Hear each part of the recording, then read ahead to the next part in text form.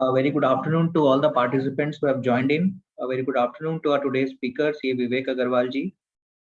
A heartiest welcome to all of you to today's webinar, which we have designed on EPF, ESI, and the new Code of Social Security 2020.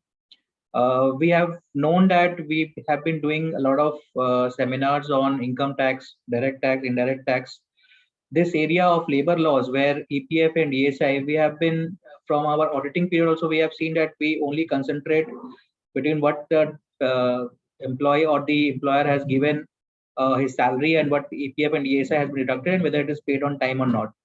But recently we have seen a lot of income tax additions have been made in EPF and ESI, wherein the employer has not deposited it on time. Still, those have been added. A lot of litigations are also happening, and a lot of provisional changes has also been done by our government. In our last budget, I think they have come up with this code of social security, wherein what I believe that a lot of laws will be merged, and the simplification factor was to come in with respect to EPF and ESI.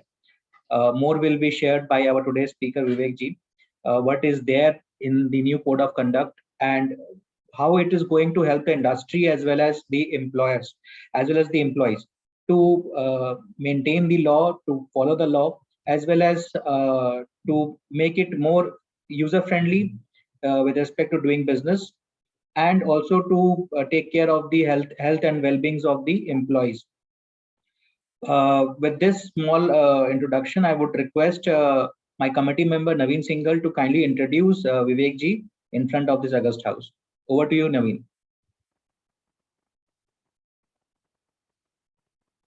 Naveen, unmute yourself, please. Sorry for that.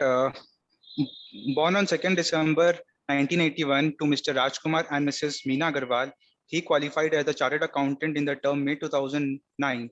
He also holds a qualification of Diploma in Information System Audit by ICAI. He is into full-time practice under his firm, Messrs. Vivek Raj and Associates, having its office at Siliguri, West Bengal. Into his 12th year of practice, he has specialized in the field of labor laws consultancy and services for clients across several states of India, which include industries like hospitality, education, health, ferroalloys, iron and steel, construction, print media, and many more. He serves as a guest faculty for Employee State Insurance Corporation, Regional Office, Kolkata, for the officers training program conducted by the corporation. He is also a faculty for the Tax Return Preparer Scheme of Income Tax Department through their partner IT. He has been the key speaker on labor laws on various forums, including the Eastern India Regional Council of ICAI at Siliguri, Kolkata, Guwahati, Rourkela, and several study circles. He is a member of Lions Club International and has served as president of Lions Club of Uttarayan Centennial. He is also a faculty of Young Lions Leadership Institute for multiple 322 of Lions Club International. Other than being a regular speaker for member study circle meetings and seminars, he is also a faculty for orientation ICIT DD course, AICITSS course for Siliguri branch of ICAI. With this, I would like to ask Vivek sir to carry on the proceedings. Thank you, sir. Thank you, Naveen. Thank you, Naveen ji. So Yeah. Today, what is a surprise that we have two Naveens. One welcomed me to the seminar and another giving me the introduction. Thank you, Naveen ji. तो एक ही thank you से दोनों जन का काम चल जाएगा. Thank you, sir. तो नवीन जी, जैसे आपने पहले ही बोला कि you are expecting a simplification in the social security code. So the time is yet to come for which we are waiting कि कब ये expected date of notification कब आता है इसका. But simplification तो रहने दीजिए. It is a far-sighted thing. Simplification is not going to come in the labor laws. We haven't seen any laws being simplified in the last few years.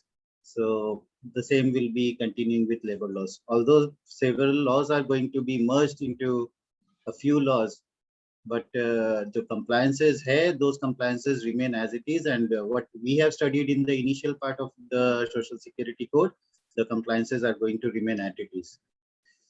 So with your permission, if I can be allowed to share my screen, we'll start up the session straight away. Yes, sir.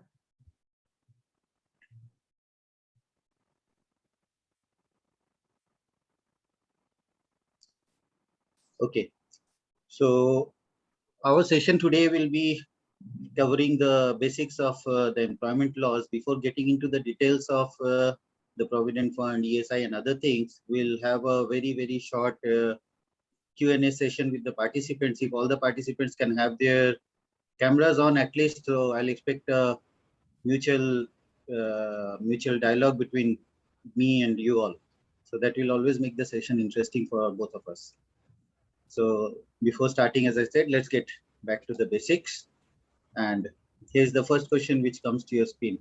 Why do we need labor laws? अपने यहाँ participants जो भी है, anyone can unmute yourself and answer this. Do we need them to regulate the employees, or do we need them to regulate the employers?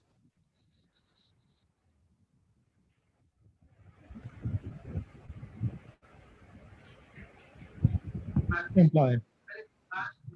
Yes, Anjani ji. It is basically to regulate the employers. It is basically to regulate the employers. I'm absolutely in support with Anjani ji, because more than 80% of the provisions in most of the labor laws are being made or do exist to regulate the employers, and 20% for the employees to regulate their working conditions and their time of service. There's another question which comes to your screen. Which law authorizes us to make a TDS deduction? And there is a hint below. That hint might be a correct one or may not be the correct one.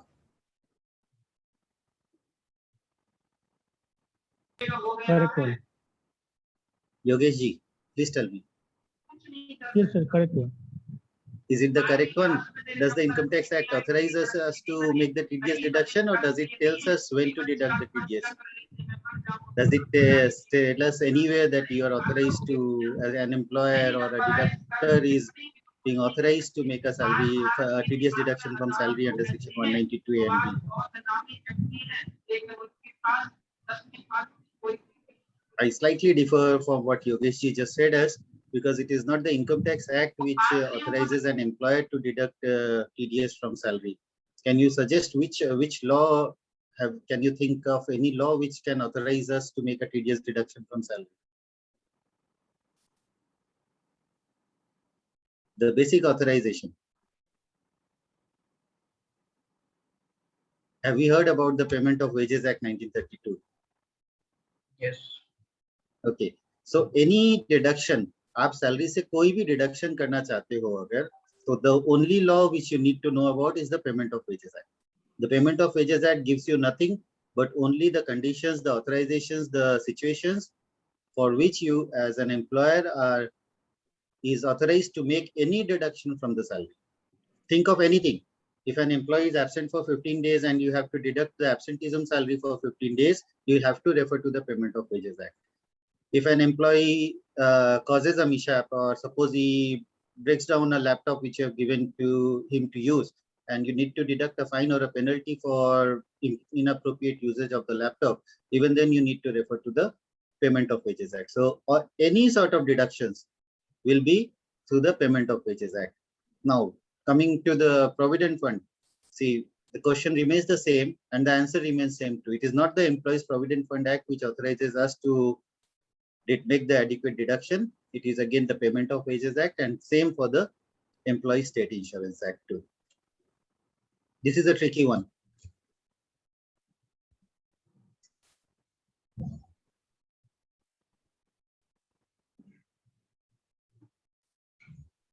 Let us have, can you think of any law which is applicable to an establishment with no employees?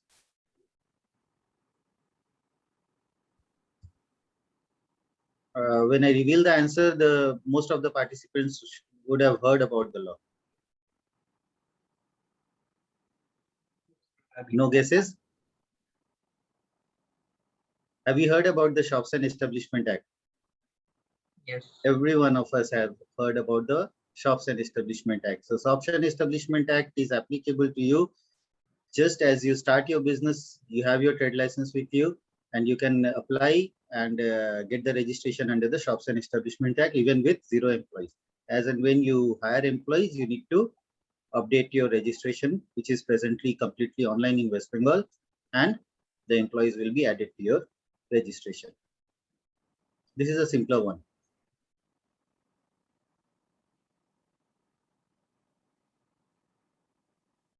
When does the Provident Fund Act becomes applicable to an establishment? This is a simple one. I think we can all answer this. I could just see Anjani ji 10 unmute. employees. Yes. When we have 20 employees. No answers. No guesses here too. Employer having more than 10 More employees. than 10 employees. We'll rectify it to 20 employees, and 10, then 20 we are on the employees. correct path. So we'll make another rectification to the statement. It's not 20 employees, it's 20 persons. So what is the difference between persons and employees? We'll cover up in the first discussion when we start the Provident Fund. So it is 20 persons. This is the next one which comes your way. When does the ESI Act becomes applicable to an establishment? Cases? 10 employees. 10%. Absolutely. 10%. We were on the right track when we said 10 for PF, but it is applicable only for ESI. Again, not 10 employees. We'll again stick to 10 persons. So without dragging it too much, let us get into the basics. And I'll just request कि आपके पास जो भी सवाल हो, अगर instantly आ रहा हो तो आप instantly सवाल पूछ सकते हैं. अपने पास 2 घंटे का वक्त है और मैं कोशिश करूंगा कि इन 2 घंटे में अपने बेसिक्स जो प्रोविडेंट फंड और ईएसआई का है वो अपने पूरी तरह से कवर कर पाए, ताकि अगर आप आगे जाके कभी भी मैनुअल या बुक रेफर करते हो तो आपको ये दिक्कत नहीं हो कि बेसिक्स को समझने में अगर दिक्कत होगी. And most of us are qualified here, so I don't think once we understand the basics of how to read the law, we'll be able to understand the law properly. So this is just the classification of the labor laws which you can see on your screen right now. It says that we have the classification can be made in various ways. I have just chosen the classification on the basis of the control of the labor laws. So the basic control of the labor laws are with the state government and the central government. So we have the first classification where laws are enacted by the central government and enforced by the central government. The following slide will give us examples of all the 4 classifications. The second classification is it is enacted by the state government, central government, and enforced by both the state and the central governments. There is a third category of laws which are enacted by the central government and enforced only by the state government. And the fourth remains, which is enacted by the state government and also enforced by the state government. So after the discussions today, we'll be sharing the presentation with all the participants. I'll share it with the study circle and you can share it with the participants registered with you. So these are the examples of the different laws. It is not a exhaustive list, but it is an exclusive list which you can refer for understanding of what is the different classification of the laws. So the session today, जो अपने बात करेंगे provident fund से start करेंगे, ESI पे move करेंगे और जो अपने लेबर लॉज में इमर्जिंग अपॉर्चुनिटीज अपने को दिख रहे हैं for professionals like us and any other topics on request you can discuss, you can ask me any question on labour laws whatsoever. However कुछ चीजें हैं जो लॉ जानने से पहले जो अपने प्रैक्टिकली अपने क्लाइंट्स के साथ regular on a daily basis face करते हैं, इसके बारे में जानना बहुत जरूरी है. Appointment letters, what is an appointment letter? Every one of us knows.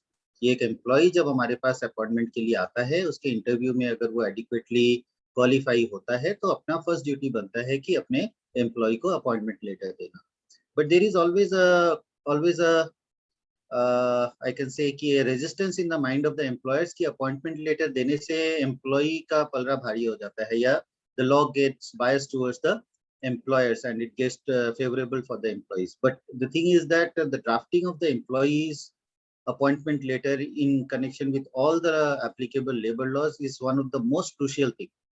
कि कोई भी अगर इंडस्ट्रियल डिस्प्यूट अगर अपने देख रहे हैं, कुछ भी हो रहा है कहीं पे भी, तो the starting point is appointment letter. आपको अगर एम्प्लॉय को टर्मिनेट करना है, उसे नोटिस देना है, उसे शो कॉज देना है, चार्जशीट देना है, any sort of dispute which arises in the future will be based on your appointment letter.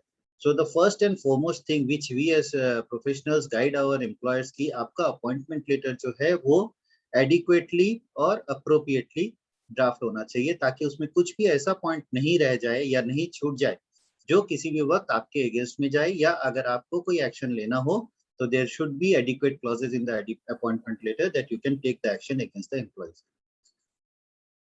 इसमें अगर कोई अपॉइंटमेंट लेटर रिलेटेड आपके पास कोई भी क्वेरीज है तो we are free to have the Q&A on a running basis.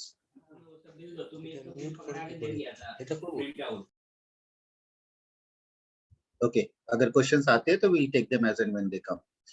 Do we all know the meaning of CTC? अरे उससे हमको क्या मतलब, तुम्हारा कोई भी bill cut Cost to Naveen company. ji, can you mute? Yes. Cost to company. विकास जी, या विकास जी, it is a cost to company. अगर आपका वीडियो ऑन होता तो और अच्छा लगता. तो the cost to company, what do we understand by cost to company? विकास जी, आपसे straight question पूछ रहा हूँ.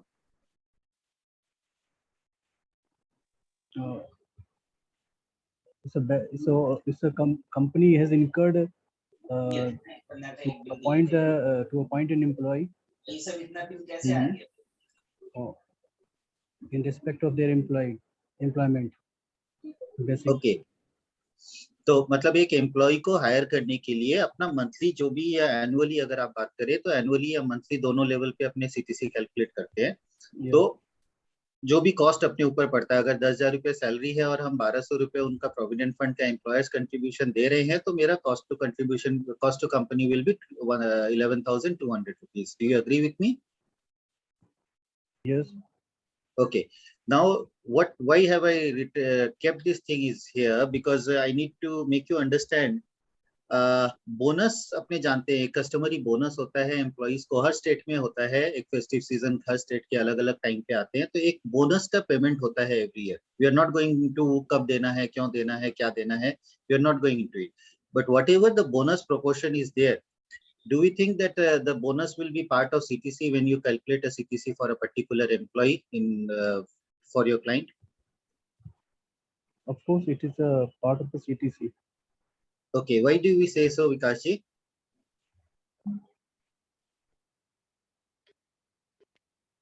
Because it is also bonus is a part of the cost of the company to incur on their employees. It's an annual. Okay. It's an annual payment. Yes. Okay, fine. I agree with Vikas ji that yes, bonus should be included as a part of CTC. Why? We'll answer it after the second question. The next question which comes our way is whether gratuity is a part of CTC. Yes, gratuity will be part of CTC only when this one that it would be after 5 years only we have to make the payment.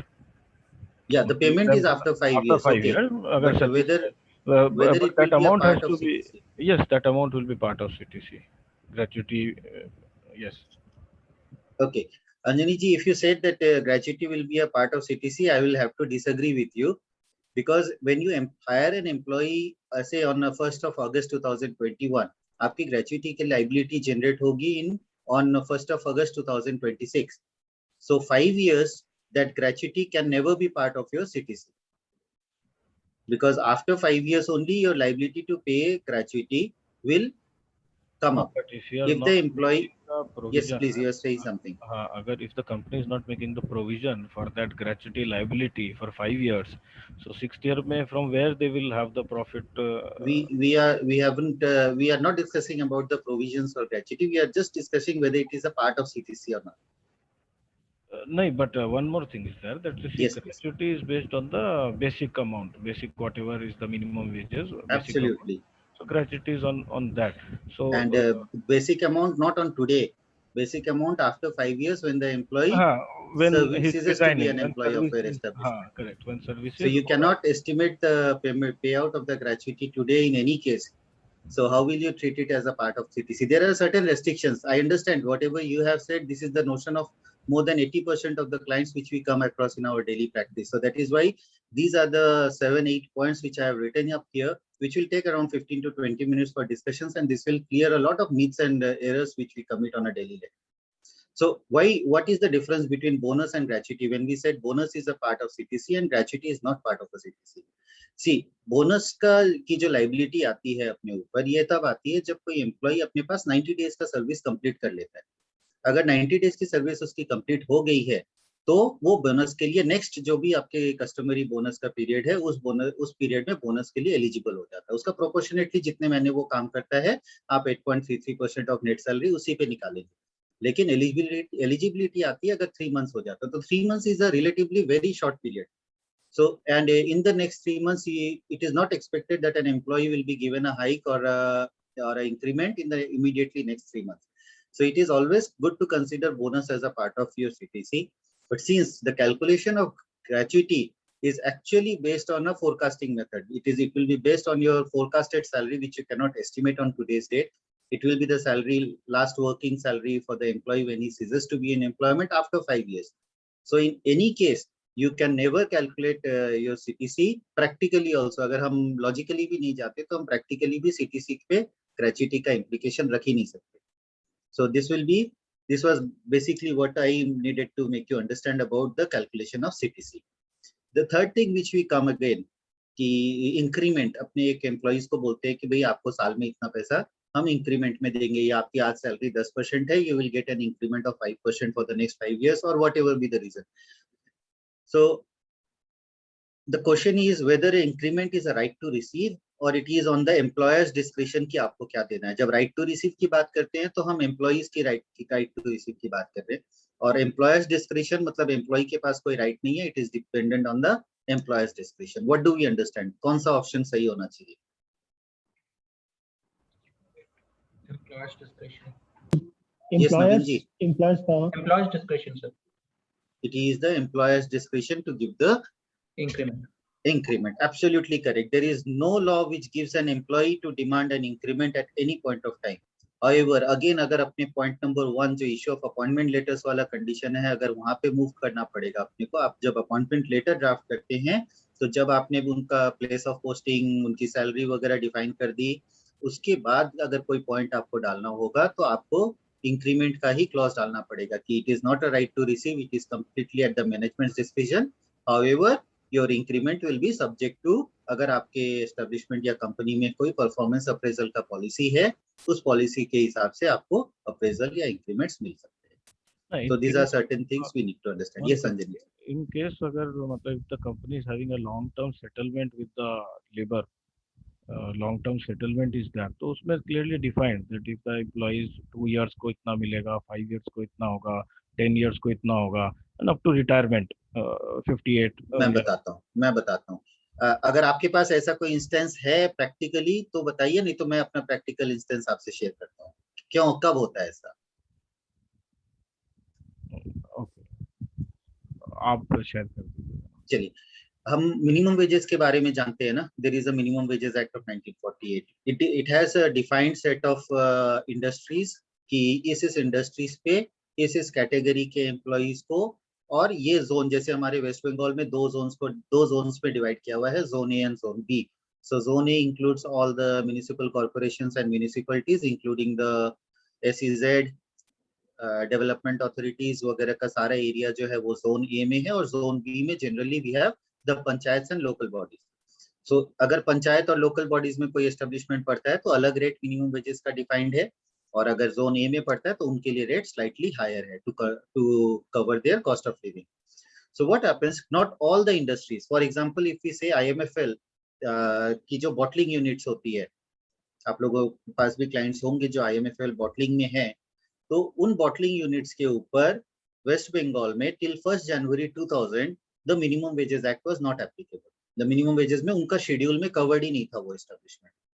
तो IMFL bottling units को cover ही किया गया 1 जनवरी 2020 पे.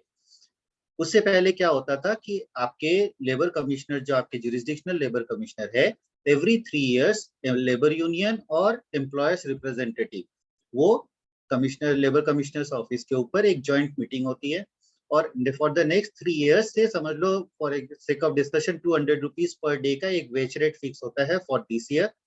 तो last अगर अपनी कोई veg rate fix हुई होगी 2017 में, तो 17 में 200 रुपए, 18 में 210 रुपए, 19 में 220 रुपए, और 20 में आने के बाद आपका मिनिमम वेजेस वो ऑलरेडी इम्प्लीमेंट हो गया उस इंडस्ट्री में. तो अंजनी जी ने जो बोला कि इस तरह से जो स्लैब वाइज होता है, वहां पे वो तभी हो पाएगा जब आपके ऊपर मिनिमम वेजेस एप्लीकेबल नहीं है और कोई रेगुलेटरी अथॉरिटी आपका एक म्यूचुअल डिस्कशन के ऊपर आपका वेज लिमिट डिफाइन करता है. It is not always necessary कि वो रेगुलेटरी अथॉरिटी ही करे. It can be also a tripartite. Tripartite कैसे होगा? Employers representative, employees representative and the respective trade union. इस तरह से भी वो रेट्स फिक्स हो सकते हैं. So your case will be very right कि जब अपने इस तरह के केसेस के बात करेंगे जहाँ पे मिनिमम वेजेस के शेड्यूल में particular nature of industry covered नहीं है। I think I have been able to make it clear. आगे चलते हैं, अपने नोटिस पे के बारे में सुना होगा। Sir, कोई one more एम्प्लॉय question काम, related to gratuity. Can I ask? Yes please. Can employer क्या सर अपने अपॉइंटमेंट लेटर में ये मेंशन कर सकता है कि सीटीसी में ग्रेचुटी ऑलरेडी इंक्लूडेड है? आपने शायद लेट ज्वाइन किया सेशन योगेश जी। जी सर, 5 मिनट लेट किया था। ओके, हमने अभी उसी पॉइंट को डिस्कस किया था कुछ देर पहले जब अपने सीटीसी को डिस्कस कर रहे थे। ग्रेचुइटी आपके सीटीसी की पार्ट नहीं हो सकती है, लेकिन आपका बोनस जो है वो सीटीसी में इंक्लूड होता है। क्यों होता है? अगर आपके पास ये आज की मीटिंग रिकॉर्डेड है तो अगर कुछ ये पॉइंट सुना है सर।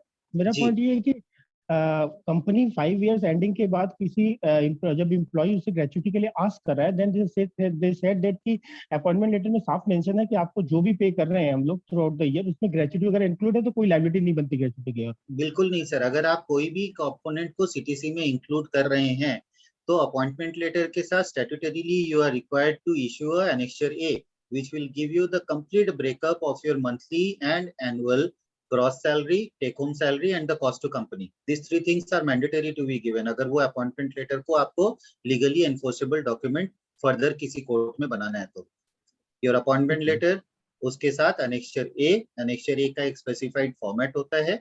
उस फॉर्मेट में gross salary, take home salary and your cost to company should be clearly mentioned. So when you are issuing your appointment letter, then it is impossible for an employer, जैसे मैंने आपको practically बताया कि उसकी gratuity calculation होती है last basic salary के ऊपर। तो last basic salary after 5 years it is not possible for anyone to estimate today. आज मैं अगर आपके यहाँ 10,000 रुपए की बेसिक सैलरी में ज्वाइन करता हूँ, हो सकता है आपको मेरी सर्विसेज इतनी अच्छी लग जाए कि 5 साल बाद मैं 50,000 रुपए के भी बंदा हो सकता हूँ, या 5 साल आपके पास टिक भी नहीं सकता, हो सकता है 6 महीने बाद ही आप मुझे निकाल के भाग दें। So anything is possible. So in that case, you cannot ever estimate your gratuity liability on day one. So it is not possible. हाँ जी, एम्प्लॉय के पास सुरजीत जी। रेमेडी है सर कुछ इसमें एम्प्लॉयर से रेमेडी ग्रेचुटी आस्क करने के लिए? हाँ जी, एम्प्लॉय के पास ऐसा कुछ ऑप्शन है कि वो ग्रेचुटी मांग सके अपने एम्प्लॉयर से?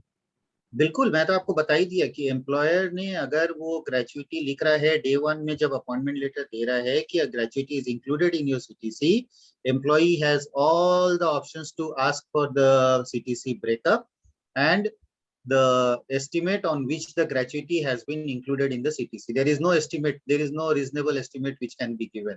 और अगर आप कोई reasonable estimate नहीं देते हो तो आपका appointment letter जो है वही void हो गया.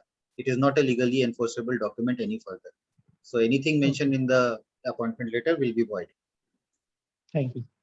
विवेक जी, सुरजीत पंडा यहाँ पे बोल रहा हूँ। हाँ जी, मैं बोल रहा हूँ, मैं एक्चुअली अभी just recently practice line move किया, तो द लास्ट 15 इयर्स में सुरजीत जी अगर मैं आपको देख पाता तो इंटरेक्शन और अच्छा होता। वीडियो थोड़ा मैल फंक्शन कर रहा है, सॉरी फॉर दैट।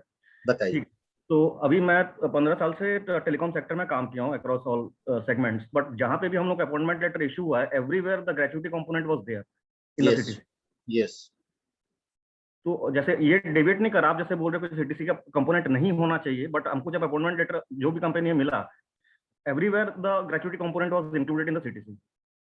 आप एक बार अगर कभी भी we can have the discussions out of this forum, आप अपॉइंटमेंट लेटर की कॉपी एक बार हमसे शेयर करिएगा। आई कैन बेट यू अगर वो प्रॉपरली और कॉशियसली ड्राफ्टेड अपॉइंटमेंट लेटर होगा तो it can not be, there is no practical way of including the gratuity in your appointment letter. It is not possible. Sure, ठीक है। आइए अपने notice पे डिस्कस कर रहे थे आगे कि नोटिस पे के बारे में अपने सब जानते हैं कि नोटिस पे अगर एम्प्लॉय को हम टर्मिनेट कर रहे हैं या एम्प्लॉय नौकरी छोड़ के जा रहा है तो बाय स्टैट्यूटरीली अपने को एक नोटिस पीरियड सर्व करना पड़ता है, चाहे हमको करना पड़े चाहे एम्प्लॉय को करना पड़े। But there is a confusion always कि 1 मंथ का नोटिस पे, 2 महीने का नोटिस पे, 3 महीने का नोटिस पे, अलग अलग एस्टेब्लिशमेंट्स, अलग अलग कंपनी, शायद सुरजीत जी भी अभी बताएंगे उनके पास अगर 6 अपॉइंटमेंट लेटर्स होंगे तो उसमें किसी में 1, किसी में 2, किसी में 3, जनरली ये 3 तरह के नोटिस पे या नोटिस पीरियड दिखाया जाता है। So what is actually the fact, on what factors does the notice पे फ्लक्चुएट्स? 1 महीने या 3 महीने, जनरली 1 या 3 ही होते हैं, 2 भी कभी कभी एम्प्लॉयर्स चूज करके रखते हैं। Can we have a guess? We can have a guess, we can have a discussions. 1 महीने का बोना है, how much time the employer requires to replenish the outgoing employee as well as कि नया employee को कब तक नया job मिल जाए, तो उस वजह से एक notice period दिया जाता है. बिल्कुल, that is the main हाँ. reason why this notice pay thing exists in the laws. But ये 1 महीने का और 3 महीने का जो कंफ्यूजन है, आपके पास भी अगर 10 अपॉइंटमेंट लेटर आएगी नवीन जी, तो आप देखोगे किसी में 1 महीना लिखा है, किसी में 3 महीना लिखा है, तो ये कैसे रेगुलेट होता है, क्यों होता है? This is what we need to discuss. Before we discuss this, we'll have a discussion on the point number 6, probation period, because ये दोनों related है. अपने probation period और एक confirmation period की बात करते हैं. एक एम्प्लॉय को जब आप हायर करते हो तो जनरली अपने उसको 3 महीने 6 महीने के लिए प्रोविजन में रखते हैं, and depending upon the performance of the employee we suggest employers that you keep the probation period until you issue confirmation कि अब से आपका सर्विस कंफर्म हो गया. तो your services will be confirmed only when a certificate to that effect is issued to you on a in writing. So you can there is no law कि आपका probation period 3 महीने का होना है, 6 महीने का होना है, 6 साल का होना है, 10 साल का होना है, आपका एक्सटेंडेड प्रोबेशन पीरियड कितना का होना है. There is no such law. आप प्रोबेशन पीरियड को 10 साल तक भी एक्सटेंड कर सकते हो. बट जब अपने प्रोबेशन पीरियड की बात करते हैं, तो जब भी आप उसको एक्सटेंड कर रहे हो, इसका नोमेनक्लेचर चेंज हो जाता है. Your first period is the probation period, 3 महीने या 6 महीने का जो अपॉइंटमेंट लेटर में लिखा है. उसके बाद अगर आप एम्प्लॉय को कंफर्मेशन नहीं दे रहे हो, तो he is into his extended probation period. So एक एब्रिविएशन जो है एक्सटेंडेड वाला, वो प्रोबेशन पीरियड के पहले लग जाता है. So during a probation period अगर अपने किसी भी एम्प्लॉय को टर्मिनेट कर रहे हैं या एम्प्लॉय हमको छोड़ के जाना चाहता है, तो जो आप पॉइंट नंबर 4 नोटिस पे में 1 मंथ का क्लॉज देख रहे हो, आपके लिए स्टैट्यूटरीली वो एप्लीकेबल. लेकिन जब वो प्रोबेशन पीरियड खत्म हो जाता है और आप इधर कंफर्म पीरियड में हैं या फिर extended probation period में है, in that case you have to mandatorily, you and your employee both ends have to mandatorily serve a notice or a notice pay of 3 months. This is what the law says. Now अगर आपको पता हो कि ये कौन सा law define करता है नोटिस पीरियड को, anyone? This is one of the oldest labor laws in India. Payment of Wages Act? No, Payment of Wages Act only governs the deductions, nothing else. Only deductions. कुछ भी सोचिए, deduction करना है तो payment of wages में जाइए, नहीं तो मत जाइए. It is the industrial disputes act. Section 6 में नोटिस पे को कवर किया हुआ है, जो हमने बताया कि प्रोबेशन पीरियड में 1 मंथ और एक्सटेंडेड या कंफर्म प्रोबेशन पीरियड में 3 मंथ्स. ओके, अब अपने ये देख रहे थे कि ग्रेचुइटी जो है, अपने ये बात की कि एम्प्लॉय को अगर हम 5 साल बाद टर्मिनेट करते हैं या काम छोड़ता है तो ग्रेचुइटी देना पड़ता है, राइट? अगर 5 साल पहले आप किसी एम्प्लॉय को टर्मिनेट करते हो, चाहे वो प्रोबेशन पीरियड से बाद में, after the probation period, the extended probation period और a confirm period, is there any other payment which you need to make on the termination of the employee? Leave salary. Leave salary, okay. Leave salary, earn salary, okay. We are talking about something very very different.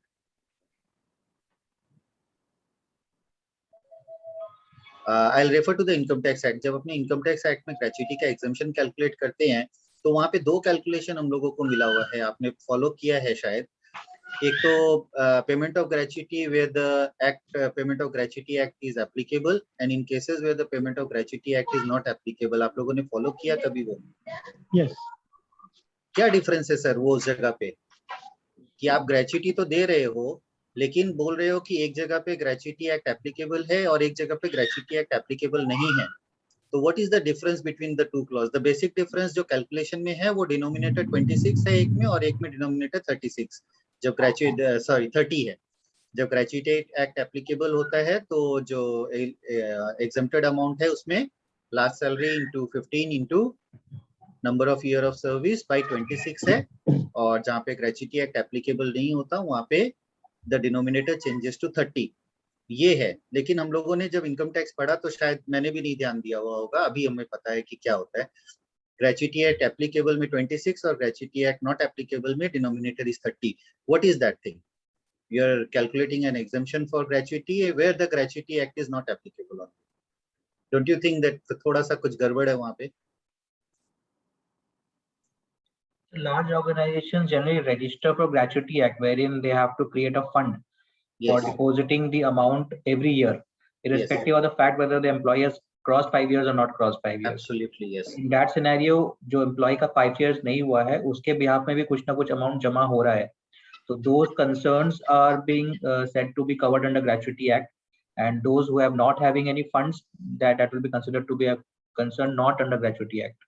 Excellent, excellent, Naveen ji. Just to add something to it, आपने बोला कि कुछ corporations या कुछ corporates ऐसे हैं जो gratuity का fund maintain करते हैं. So अपने उस corporations या companies को दो part में divide करते हैं. Fund अपने पास maintain करते हैं, अपने books में maintain करते हैं एक gratuity का trust पे, और कुछ होते हैं जो life insurance corporation of India या किसी और कंपनीज को आउटसोर्स कर देते हैं अपना ग्रेच्युटी का फंडिंग. अपने दो तरह से डिस्कस करते हैं. आपने जो डिस्कशन अभी अभी बताया कि कंपनीज अपने पास उस फंड को मेंटेन करता है, उस केस में आपका एग्जांपल परफेक्ट फिट हो जाता है कि वो 5 साल नहीं भी होता है तो जेनरसली क्योंकि उनके पास फंडिंग किया हुआ है वो वहां से ग्रेच्युटी का पे आउट कर देते हैं. In that case that stands correct. लेकिन अगर कोई आप आउटसोर्स कर रखे हो फंडिंग को और वो फंडिंग आपके LIC जैसे किसी एजेंसी के पास जाता है, किसी कंपनी के पास जाता है, तो अगर वो समझ लो मेरा ही फंडिंग है, आपके पास 3 साल काम करके मैंने छोड़ दिया, तो मेरा जो 3 साल का फंडिंग हुआ LIC is never going to reimburse that to you.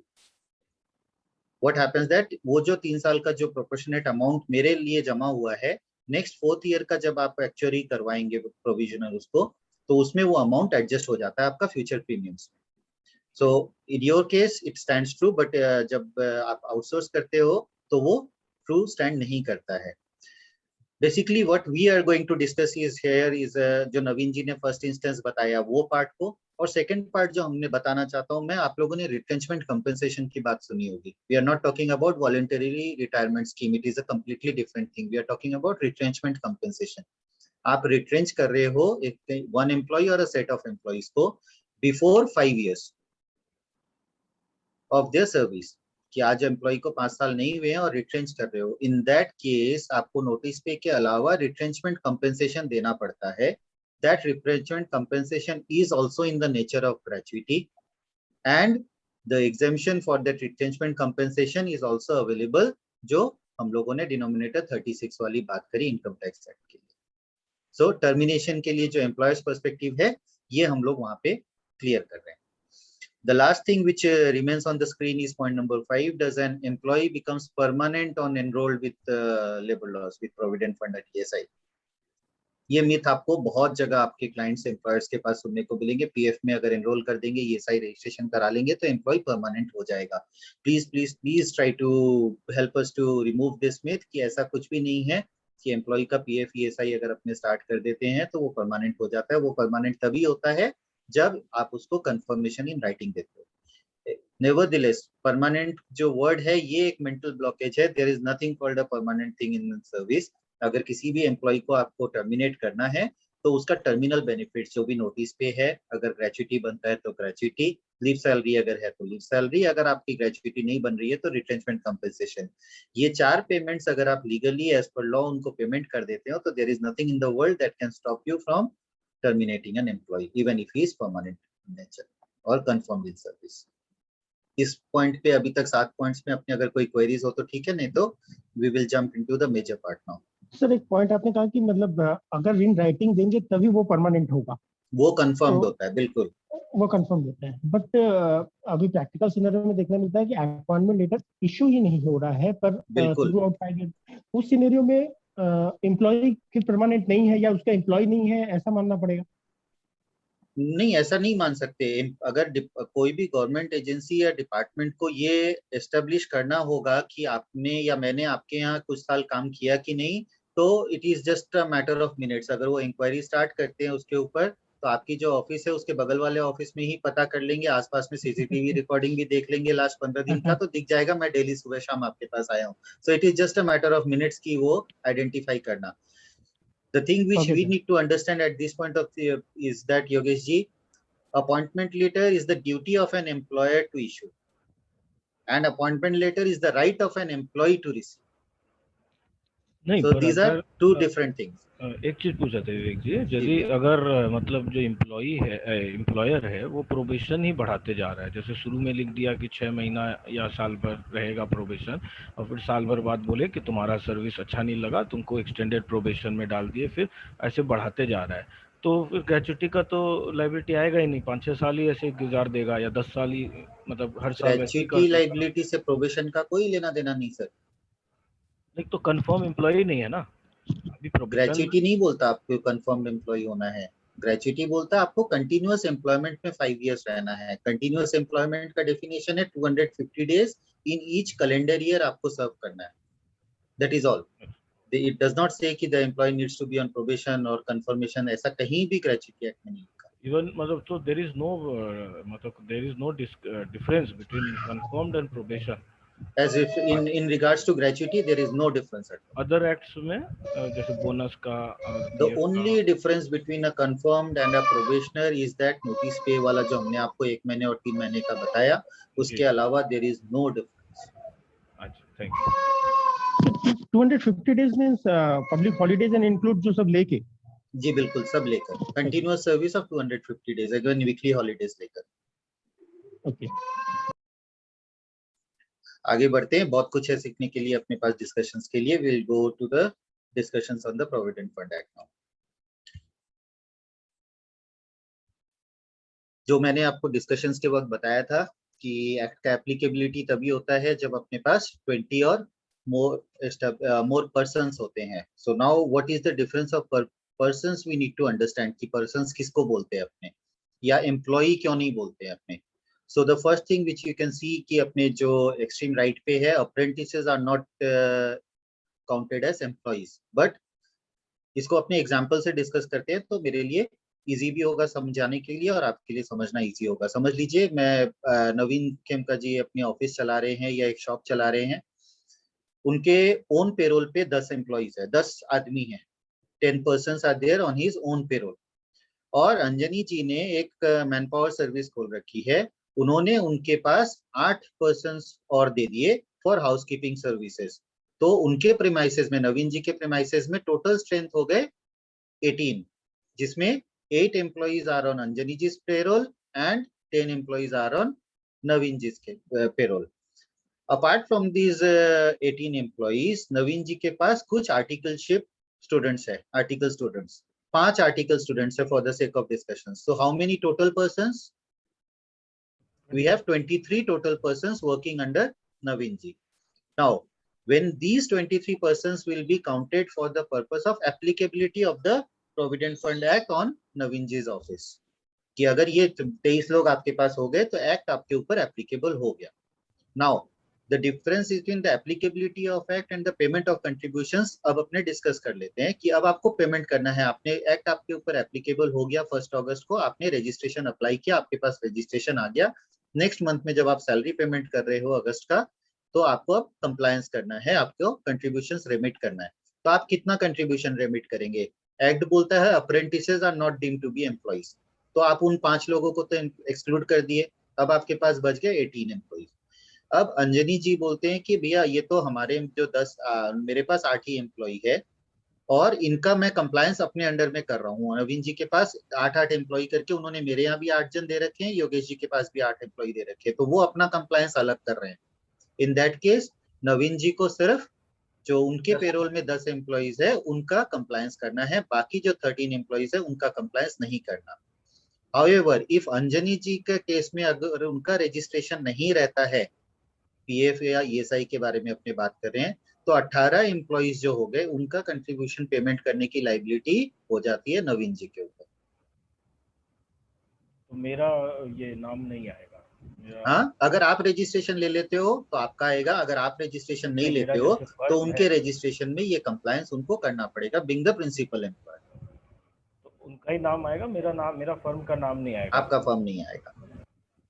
कोई कंफ्यूजन है यहाँ पे तो अपने क्लियर कर सकते हैं अभी भी। नो ओके, तो अपने अगर अंजनी जी रजिस्टर्ड हैं ईपीएफ में तो फिर उनको कंप्लायंस करना पड़ेगा। जी, उनको कंप्लायंस करना है, उनका किसी भी कंप्लायंस का कोई भी लायबिलिटी नवीन जी के ऊपर कभी भी नहीं आ सकता। ओनली 10% का उनको कंप्लायंस करना, उनको कंप्लायंस करना है। अब वो 10 में भी किस तरह से क्या होना है अपने आगे डिस्कस कर रहे हैं, बताइए। मेरे पास तो 80% है ना अभी, तो 8 आपने नवीन जी के पास दे रखा है, 8 लोग मेरे पास दे रखे हैं, 8 योगेश जी के पास दे रखे हो। इन दैट केस तो रजिस्ट्रेशन आपको भी लेना है। क्योंकि 20 हो गए आपके। 20 हो गए। लेकिन समझ लो आपने सिर्फ नवीन जी के पास ही 8 लोग दे रखे हो, आपका बिजनेस उतना ही है, तो नेचुरली है कि एक्ट आपके ऊपर एप्लीकेबल नहीं हो रहा है। लेकिन और चूंकि नहीं, नवीन, अगर मैं नहीं लूँ, जैसे 3 जन को मैं दे दिया, आपको भी दे दिया, उनको भी दे दिया, जैसे नवीन जी को 10 आदमी दे दिया, आपको 15 आदमी दे दिया, और मैं रजिस्ट्रेशन नहीं लूँ, मैं बोल दूँ कि आप ही ले लीजिए और आप ही मैनेज कीजिए, तो भी बिल्कुल पॉसिबल है कि बिल्कुल पॉसिबल है। The only thing which needs to understand कि आपके पेरोल में अगर 20 एम्प्लॉइज आ जाते हैं अंजनी जी, तो रजिस्ट्रेशन आपको लेना है। द डिफरेंस ऑफ मतलब द क्वेश्चन ऑफ अगर रजिस्ट्रेशन एंड रजिस्ट्रेशन ले कंप्लायंस लूंगा, आर, हाँ, तो फिर सारा कंप्लायंस मेरे को करना है। मैं मतलब वही नहीं, पूछना चाह रहा हूँ, इसमें भी क्योंकि क्या जैसे है, तो अभी आपके रजिस्ट्रेशन अंदर और रहेंगे, एक मतलब पूरा बोल दे रहा हूँ, जैसे आपके अंदर रहेंगे तो आप ही कंप्लायंस करेंगे, 15 आदमी आप मेरे, और आपके जितने मैं आदमी समझ आप गया उसका आपकी बात, कंप्लायंस मैं करेंगे। बिल्कुल समझ गया हाँ, आपकी बात। अब मैं यही बताना चाह रहा हूँ कि रजिस्ट्रेशन और compliance are two separate topics. Registration लेना मतलब कंप्लायंस आपको करना है, ऐसा नहीं है। कंप्लायंस किसी भी एक को करना है, इधर द प्रिंसिपल एम्प्लॉयर और द इमीडिएट एम्प्लॉयर। आप इमीडिएट एम्प्लॉयर है, प्रिंसिपल एम्प्लॉयर नवीन जी है, कोई भी एक बंदा अगर कंप्लायंस करता है तो ऑपोजिट में जो बंदा है उनको कोई कंप्लायंस नहीं करना।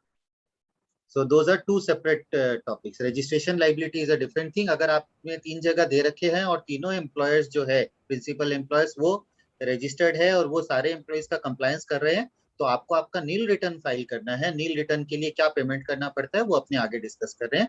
दैट नील रिटर्न आपको फाइल करके एक मिनिमम कंप्लायंस में आते रहना। Are we clear? उसमें उसमें I will not show any number of employees, yes, you will not show any number, nil return file. Even though physically, मतलब मेरे रोल के अंदर 25 आदमी है। बिल्कुल बिल्कुल। The ultimate onus is of the providing social security to the employees. So if he is making compliance on behalf of you or you are making compliance on behalf of him, the ultimate goal is served. And That is the Naveen main ji thing. When he will show the employees who are under me, मेरे role में जो है, तो उनको मतलब वो return में there will be no, it will only be shown as they are working under him only. No, no, no, no, no. जब आप बिल सबमिट करोगे, समझ लीजिए इस पॉइंट को, अगर इतना है तो अपने डिस्कस कर लेते हैं आराम से। जब आप बिल सबमिट करोगे नवीन जी को कि 1 लाख रुपए सैलरी हो गई, आप हमको 1 लाख रुपए रिइंबर्स करो, तो नवीन जी क्या करेंगे, जो 1 लाख रुपए आपको पेमेंट करेंगे, apart from what ever the statutory TDS deductions वगैरह की बात नहीं कर रहे अपने, 12,000 रुपए आपसे काट लेंगे। क्यों काटेंगे? क्योंकि आप जब एम्प्लॉइज को सैलरी दोगे तो पीएफ का डिडक्शन तो उनका करना है आपको। एम्प्लॉइज का जो कंट्रीब्यूशन है वो 12,000 रुपए आपसे काट के आपको 88,000 ही देंगे, और एम्प्लॉयर का कंट्रीब्यूशन वो ऐड करेंगे वो अगर खुद वो कर अपने देंगे। पेरोल पे कंप्लायंस कर रहे हैं। ऑपोजिट, अगर आप कंप्लायंस कर रहे हो तो आप एम्प्लॉयर कंट्रीब्यूशन का जो 12% है वो 1 लाख पे ऐड करके नवीन जी 12,000 से से लेंगे। तो 12,000 1,12,000 आप लेंगे, 12,000 आप डिपॉजिट करेंगे और एम्प्लॉइज से 12,000 और काट के वो भी डिपॉजिट होगा। ठीक है। नाउ सैलरी एलिजिबिलिटी क्या है for the provident fund scheme? Screen के ऊपर है अपने, employees contributing contribution up to a salary of ₹15,000। ये 15,000 से जिन एम्प्लॉइज की सैलरी है उनकी सैलरी के ऊपर मैंडेटरीली आपको प्रोविडेंट फंड देना ही पड़ता है। उससे ऊपर क्या होता है अपने आगे डिस्कशन करेंगे, एक स्क्रीन है उस पर अपने 10 मिनट का डिस्कशन जाएगा। नाउ सैलरी के लिए कंपोनेंट के लिए प्रोविडेंट फंड में basic DA, retaining allowance and cash value of food concession. Basic क्या होता है अपने को पता है, डीए क्या होता है अपने को पता है, cash value of food concession होता है अगर आप कोई भी पेमेंट एम्प्लॉइज को कर रहे हो for reducing there cost of food during working hours, तो वो cash value of food concession में आता है। लेकिन रिटेनिंग अलाउंस क्या होता है, कोई बताएंगे मुझे?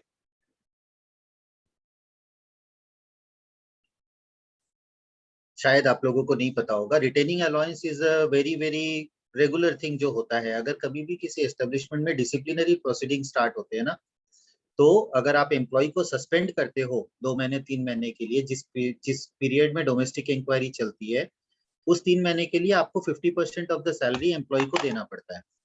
वो जो 50% ऑफ सैलरी होते हैं उसको हम लोग subsistence allowance in labour laws बोलते हैं, और retaining allowance for the purpose of provident fund बोलते हैं कि एम्प्लॉय को पेरोल पे रिटेन करके रखने के लिए वो 50% जो सस्पेंशन पीरियड में एक एम्प्लॉयर पेमेंट करता है, that is the retaining allowance.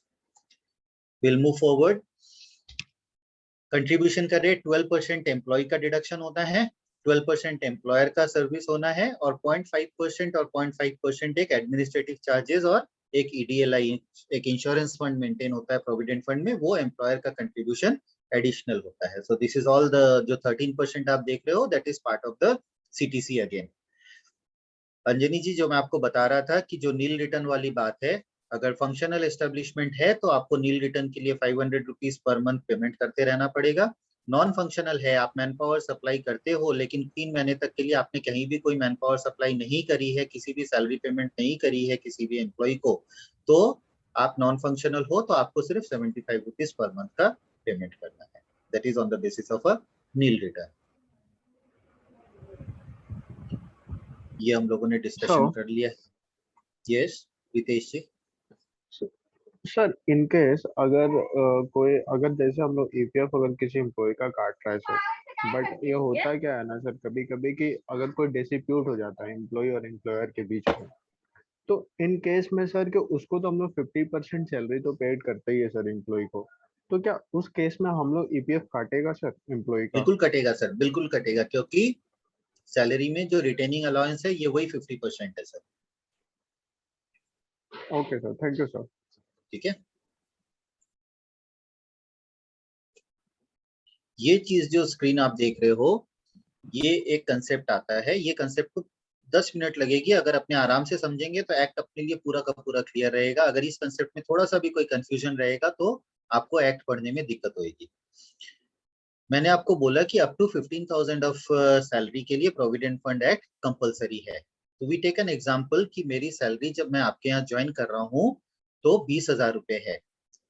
तो मैं जब आपके यहाँ ज्वाइन कर रहा हूँ तो फर्स्ट थिंग जो हमारा ए पॉइंट आपको स्क्रीन के ऊपर दिख रहा है, वहां पे एक लिखा हुआ है always obtain form number 11 eight the time of joining. ये कोई एम्प्लॉय आपके यहाँ ज्वाइन कर रहा है उसी वक्त उससे form number 11, I am talking about ऐसे एस्टेब्लिशमेंट में ज्वाइन कर रहे हैं जहाँ पे प्रोविडेंट फंड ऑलरेडी चालू है. It is a registered establishment. तो what is form number 11? Form number 11 जो मैं फाइल करूंगा अगर मैं आपके यहाँ ज्वाइन कर रहा हूँ एज ए एम्प्लॉय, तो फॉर्म नंबर 11 में रहता है कि आपका मेरा कभी कोई पहले प्रोविडेंट फंड का अकाउंट रहा है या नहीं रहा है. अगर रहा है तो मैंने वो प्रोविडेंट फंड का अकाउंट क्लोज किया है कि नहीं किया है. मतलब क्लोज करना मतलब उस प्रीवियस एम्प्लॉयर के पास जो भी प्रोविडेंट फंड में मेरा एक्युमुलेशन था मैंने उसको विड्रॉ करके उसको जीरो बैलेंस में ले आया या नहीं ले आया. This is only the declaration which needs to be filed by an employee while joining a registered establishment in form number 11. What is the purpose? अगर मैं आपके यहाँ ज्वाइन कर रहा हूँ और मेरा कोई प्रीवियस प्रोविडेंट फंड का अकाउंट नहीं है तो I am a fresh employee. मेरा प्रोविडेंट फंड का अकाउंट आप बनाओगे फॉर द फर्स्ट टाइम. लेकिन अगर मैं प्रीवियसली कहीं पे हूँ तो मेरा प्रोविडेंट फंड का जो यूनिवर्सल अकाउंट नंबर है वही अकाउंट नंबर आपके यहाँ कंटिन्यू होगा, लेकिन एक मेंबर आईडी होता है वो अलग अलग एम्प्लॉयर्स में अलग अलग जनरेट होता है. तो मेरा प्रीवियस जो मेंबरशिप आईडी है उसमें अकाउंट बैलेंस अगर 0 है और मैं आपके यहाँ 20,000 रुपए में सैलरी में ज्वाइन कर रहा हूँ तो मेरे पास 3 ऑप्शंस आ जाते हैं सर. मेरे पास मतलब एम्प्लॉय के पास condition 1, I do not have a previous PF account, और in case I had a previous PF account I have close the PF account. So I have 3 options. देखिए डेट ऑफ ज्वाइनिंग से जब अपने towards the left of the screen move करते हैं, whether has an old UN. The thumbs up means yes, the thumbs down will mean no. Previous provident fund account has been withdrawn, yes, then you are a excluded employee. Excluded employee मतलब अब क्या है, जो 3 options हमारे पास नीचे आते हैं. First option में है कि मैं आपको बोल सकता हूँ 20,000 की सैलरी है, मेरा PF डिडक्शन मत करिए sir. The second option is sir 20,000 की सैलरी है, 15,000 के ऊपर 12% डिडक्शन कर लीजिए. द थर्ड ऑप्शन इज 20,000 पे पूरा PF डिडक्शन कर लीजिए. तो option 1, option 2 and option 3, the तीनों ऑप्शन मेरे पास है as a employee at the time of joining.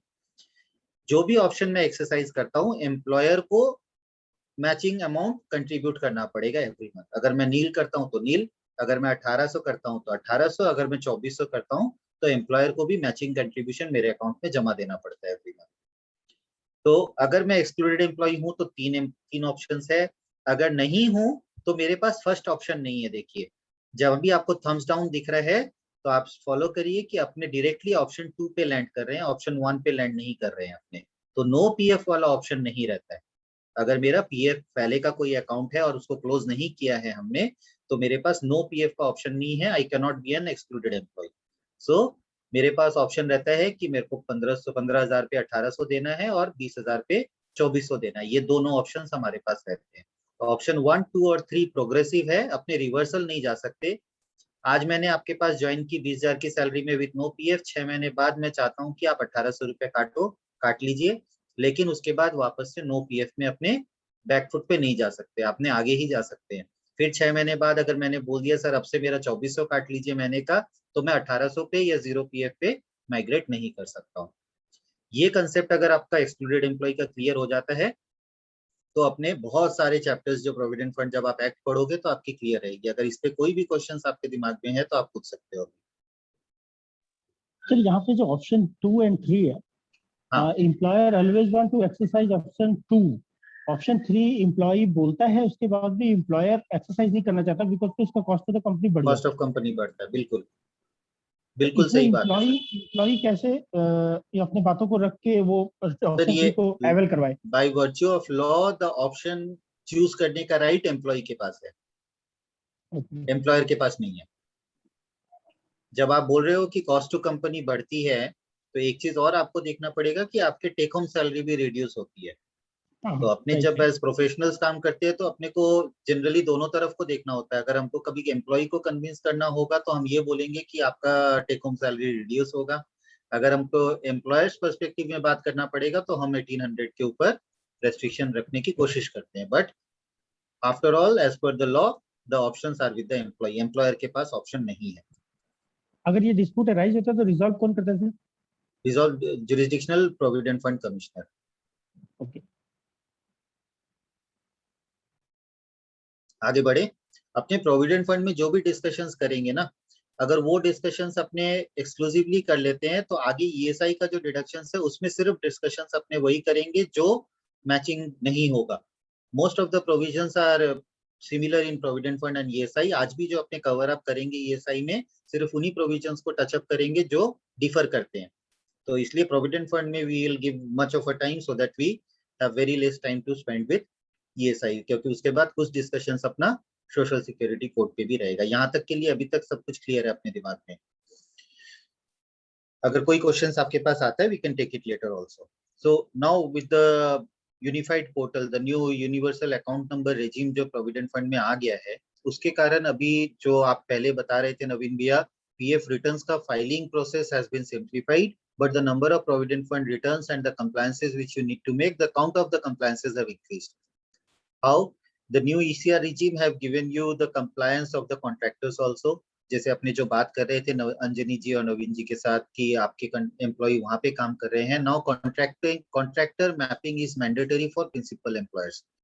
What happens कि जैसे अपने जिस केस पे बात कर रहे थे, अगर अंजनी जी रजिस्टर्ड हैं और वो 8 एम्प्लॉयज का कंप्लायंस अंजनी जी अपने रजिस्ट्रेशन में कर रहे हैं, और आपने हो सकता है अंजनी जी से 8 एम्प्लॉयज ले रखे हो, योगेश जी से 8 एम्प्लॉयज ले रखे हो, रितेश जी से 8 एम्प्लॉयज अपने पास ले रखे हो, तो वो 8 जो 24 एम्प्लॉयज का जो कंप्लायंस हो रहा है उसको मैपिंग आपको अपने पीएफ का रजिस्ट्रेशन डेस्क पे करके रखना पड़ेगा कि आपके पास टोटल नंबर ऑफ एम्प्लॉयज अगर से 40 है, 40 में 16 एम्प्लॉयज का कंप्लायंस आप कर रहे हो और बाकी जो 24 एम्प्लॉयज है उनका कंप्लायंस किस किस कोड नंबर पे कितने कितने एम्प्लॉयज का हो रहा है और किस किस एम्प्लॉयज का हो रहा है, ये लाइबिलिटी नवीन जी के ऊपर आ चुकी है already as a principal employer. जब अपने बात करते हैं तो principal employer now has to mandatorily get the contractors employees mapping in his own PF registration, so which is a very very herculean task. जो बड़े बड़े इंडस्ट्रीज है जहाँ पे 200 300 400 लोग आउटसोर्स्ड है, उनका एवरी मंथ का कॉन्ट्रैक्टर मैपिंग का लाइबिलिटी प्रिंसिपल एम्प्लॉयर पे आ गया। So this is a huge compliance burden which has recently been कम। कुछ स्कीम्स चल रहे हैं अभी पीएमजीकेवाई और एबीआरवाई, अपने आगे डिस्कशन करेंगे। Registration of employees have been simplified. Aadhaar based registration has been made mandatory for the last 4 years. अगर कोई एम्प्लॉई आपके पास आता है, हम जब स्क्रीन पे बात कर रहे थे कि विवेक जी आपके पास आ रहे हैं और फॉर्म 11 में डिक्लेरेशन दे देते हमारा कोई पीएफ अकाउंट पहले नहीं था और मैं एक्सक्लूडेड एम्प्लॉई हूँ, हमारा पीएफ मत काटिए। लेकिन जब आप आज मेरा आधार लेके आप रजिस्ट्रेशन करने जाओगे अपने पीएफ के पोर्टल के ऊपर, तो अगर मेरा कोई भी पीएफ अकाउंट पहले रहा हुआ है वो अकाउंट शो कर देगा, because all the provident fund accounts have been already mapped with the Aadhaar. तो कोई भी अकाउंट होगा, मेरा प्रीवियस सर्विस हिस्ट्री, किनके पास कितने दिन कब से कब तक काम किया, वो सारे आपके पोर्टल में शो करेगा। तो फॉर्म 11 में पहले जब मैनुअल रिजीम था तो फॉल्स डिक्लेरेशंस काफी होते थे, लेकिन अब फॉल्स डिक्लेरेशंस होना प्रैक्टिकली इम्पॉसिबल हो गया। एग्जिट रिटर्न एक फाइलिंग का प्रोसेस सिंप्लीफाई हो गया। एम्प्लॉई, जैसे काफी बार ये देखा जाता था कि एम्प्लॉयर जो है वो एग्जिट रिटर्न फाइल नहीं करते थे। मैं नवीन जी के यहाँ काम करता हूँ, कुछ डिस्प्यूट हो गया, मेरे को पीएफ का पैसा उन्होंने अटका दिया। कैसे अटका सकते हैं आज के डेट में? मेरा एग्जिट रिटर्न फाइल नहीं किया कि लास्ट वर्किंग डे ही पोर्टल पे नहीं डाला हुआ है, तो मैं क्लेम नहीं कर सकता था। But last year since many employees were facing similar cases, तो एम्प्लॉय पोर्टल के ऊपर एग्जिट डेट फाइल करने का ऑप्शन एम्प्लॉय को भी दे दिया गया, provided his Aadhaar has a valid mobile number, और वो आधार वेरीफाइड मोबाइल नंबर पे ओटीपी से employee can file his own exit date, so he does not have to depend anything on the employer to get his accumulations back. पहले annual returns 3 submit होते थे manual regime में, there are no more annual returns. Monthly returns जो ECR filing होता है, ECR is electronic challan cum return, एक ही return file होती है जिससे आपका कंट्रीब्यूशन असेसमेंट एवरी मंथ हो जाता है। Liaising with the department has considerably reduced क्योंकि registrations are completely online, monthly compliances, everything is online. Claim processing has now been completely done online. और जो इंस्पेक्शंस या हियरिंग्स भी हो रहे हैं असेसमेंट्स के लिए, वो भी सारा ऑनलाइन हो रहा है। More due to the covid period has exaggerated and बहुत फास्ट हो गया ये process. We are not expecting the e hearings to occur this fast, but yes, now electronic hearings are being conducted by both the PF and ESI corporations. ये एक issue बहुत लोगों के face करना पड़ता है कि कंस्ट्रक्शन वर्कर्स जो रहते हैं, they are basically migratory in the sense के बहुत कैजुअल नेचर के रहते हैं। आज हमारे यहाँ, कल आपके यहाँ, परसों उनके यहाँ। तो ये जो यूनिवर्सल अकाउंट नंबर वाला जो कंसेप्ट अभी आ गया लास्ट 7-8 साल से, इसमें ये कंस्ट्रक्शन वर्कर्स का जो कंप्लायंस इश्यूज एम्प्लॉयर्स के रहता था, ये इश्यूज बहुत हद तक मिटिगेट हो गए।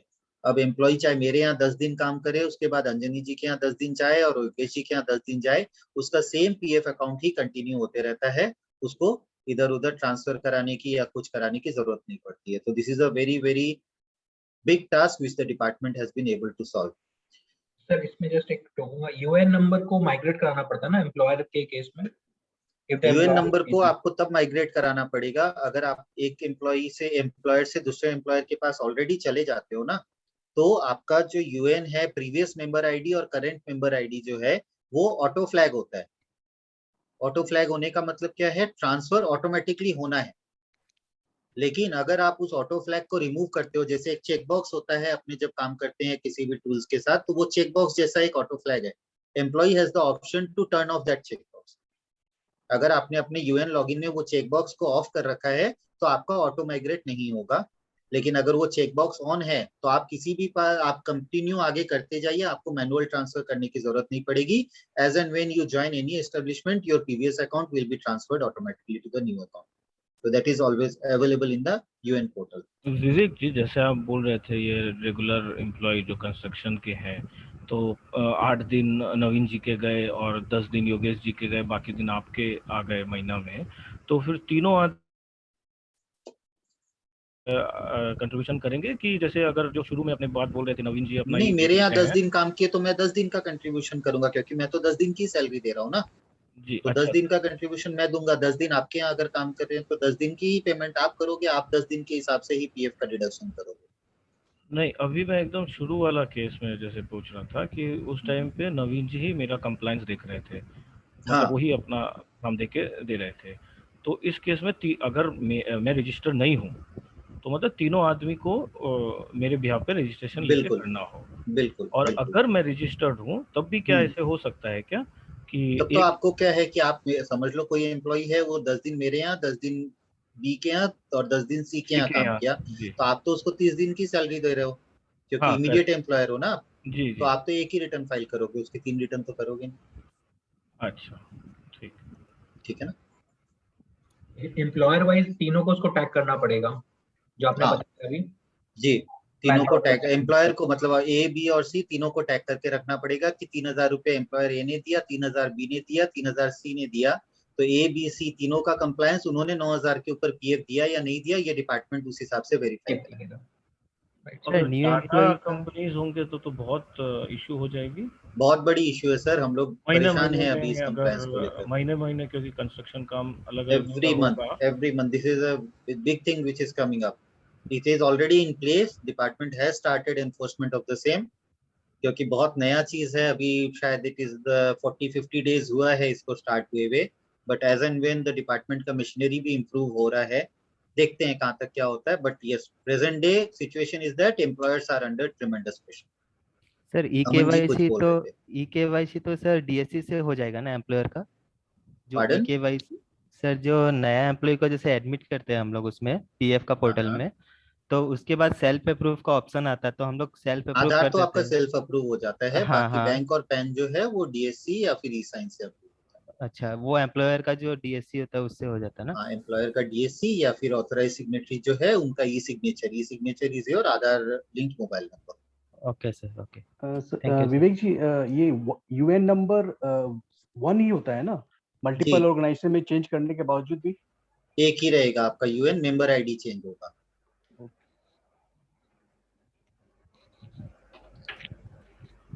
जैसे मैंने बोला मेंबर आईडी चेंज होगा, तो जैसे multiple passbooks on employers portal, on members portal आपको स्क्रीन पे दिख रहा है, तो अलग अलग एम्प्लॉयर्स के लिए अलग अलग मेंबर आईडी के लिए आपको मल्टीपल पासबुक्स दिखेंगे ऑलवेज।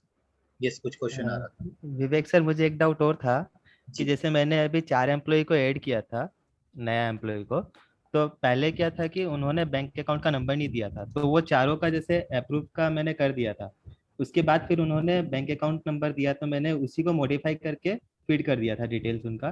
तो अब जब ई केवाईसी के लिए एक वो पीडीएफ जनरेट हो रहा है, उसमें 7 जन का 8 जन का नाम दिखा रहा है, एक्चुअली वो रिपीट हो रहा है नाम। कोई सिस्टम एरर हो रहा है आपका, कभी नहीं होगा, जो लास्ट अपडेट होगा वही दिखाना चाहिए। आप जो भी आपका एम्प्लॉयर है उनके जुरिस्डिक्शनल कमिश्नर या एनफोर्समेंट ऑफिसर से मिलिए, वो फ्लैग ऑफ नहीं हुआ होगा, वो फ्लैग ऑफ कर देंगे 4 रिपोर्ट्स में। That is a simple thing, 1 minute का काम है डिपार्टमेंट। Okay, thank you. अभी एक स्कीम चल रही है जो अपने को पता होगा, एक आत्मनिर्भर भारत रोजगार योजना। ये स्कीम पहले आई थी जो 30 सितंबर अपने 30 जून तक वैलिड थी, अभी इस स्कीम को बढ़ाकर 30 मार्च तक कर दिया गया है। This scheme is now creating lot of employment opportunities. जो इसके पीछे कारण था गवर्नमेंट को पोस्ट कोविड सिनेरियो पे, जब एम्प्लॉयज लूज कर रहे थे, एम्प्लॉयर्स को सैलरी देने की दिक्कत हो रही थी, तो एमपीएफ तो सेंट्रल गवर्नमेंट ने ये स्कीम लॉन्च करी।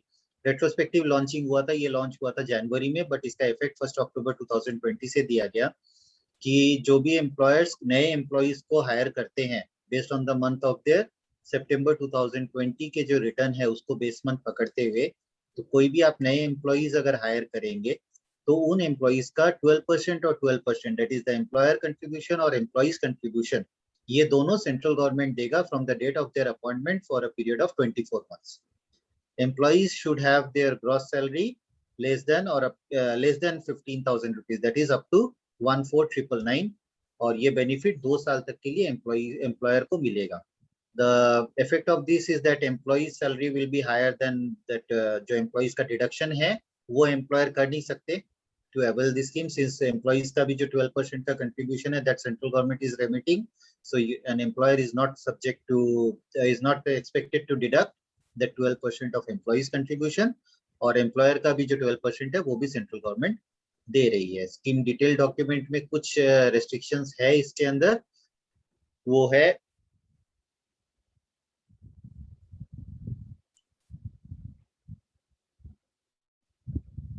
Hello, am I audible? Yes, sir. You are audible, sir. Yes. Okay, I just lost the connection. I thought. तो इसमें जैसे अगर सितंबर में आपके एम्प्लॉइज ट्रेन जो थे उससे मिनिमम आपको 2 एम्प्लॉइज या 5 एम्प्लॉइज का एडिशन आपको दिखाना पड़ेगा, तब जाके तो आप एडिशन दिखाओगे। Those employees should have a new UN number जो आप क्रिएट कर रहे हो, या फिर they should have lost their employment from March 2020 to September 2020 के बीच में उनका एम्प्लॉयमेंट लॉस हुआ हो, ऐसे एम्प्लॉइज इस स्कीम में कवर हो रहे हैं for a period of 2 years। This scheme has now been extended up to 31 March 2022। तो जो भी एम्प्लॉइज आप नए हायर करते हो जिनका नया यूएन बनता है आपके अंडर में, उन एम्प्लॉइज को 2 साल तक के लिए ये बेनिफिट मिलेगा। This is a huge benefit. So we are particularly now finding कि जो भी एम्प्लॉयर्स है जहाँ पे 12, 14, 15, 16 लोग भी है, they are now registering voluntarily into the Provident Fund Act to get an advantage of this scheme. क्योंकि 2 साल तक पूरा का पूरा कंट्रीब्यूशन सेंट्रल गवर्नमेंट देगी, ह्यूज बेनिफिट है। मोर सो ओवर काफी जगह रेस्ट्रिक्शन से ये एम्प्लॉइज में होता है कि हमको पीएफ नहीं कटवाना है। आज क्या होगा, अगर 10,000 रुपए का कोई एम्प्लॉई है जो नया यूएन जनरेट करके आप पेमेंट कर रहे हो या ये उसको रजिस्टर कर रहे हो, तो 1200 प्लस 1200 2400 रुपए महीने का उसका जमा होता है, which is approximately 30,000 rupees in a year. After 2 years, his provident fund account will have a balance of 60,000 rupees approximately. So at that point of time, he will understand that what is the benefit of deduction of provident fund, and he will continue to deduct. So ये जो restrictions या reservations employees के मन में रहते हैं, उस reservation को निकालने का भी इस scheme का एक inherent motive है. Now, the due date of payment of contributions is known to all of us. It is the 15th of the succeeding month. कि आप जब भी सैलरी कर रहे हो तो previous month का, अगर हम अगस्त के सैलरी का compliance करना है तो we need to do it within the 15th of September 2021.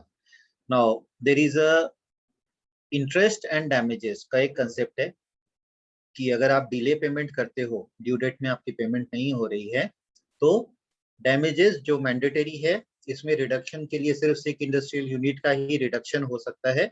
Otherwise जो extent of delay up to 2 months के लिए 5% ऑफ डैमेजेस, 2 to 4 के लिए 10, 4 to 6 के लिए 15, और डिले अगर अबव 6 months आपका पेमेंट हुआ है तो दैट इज 25%.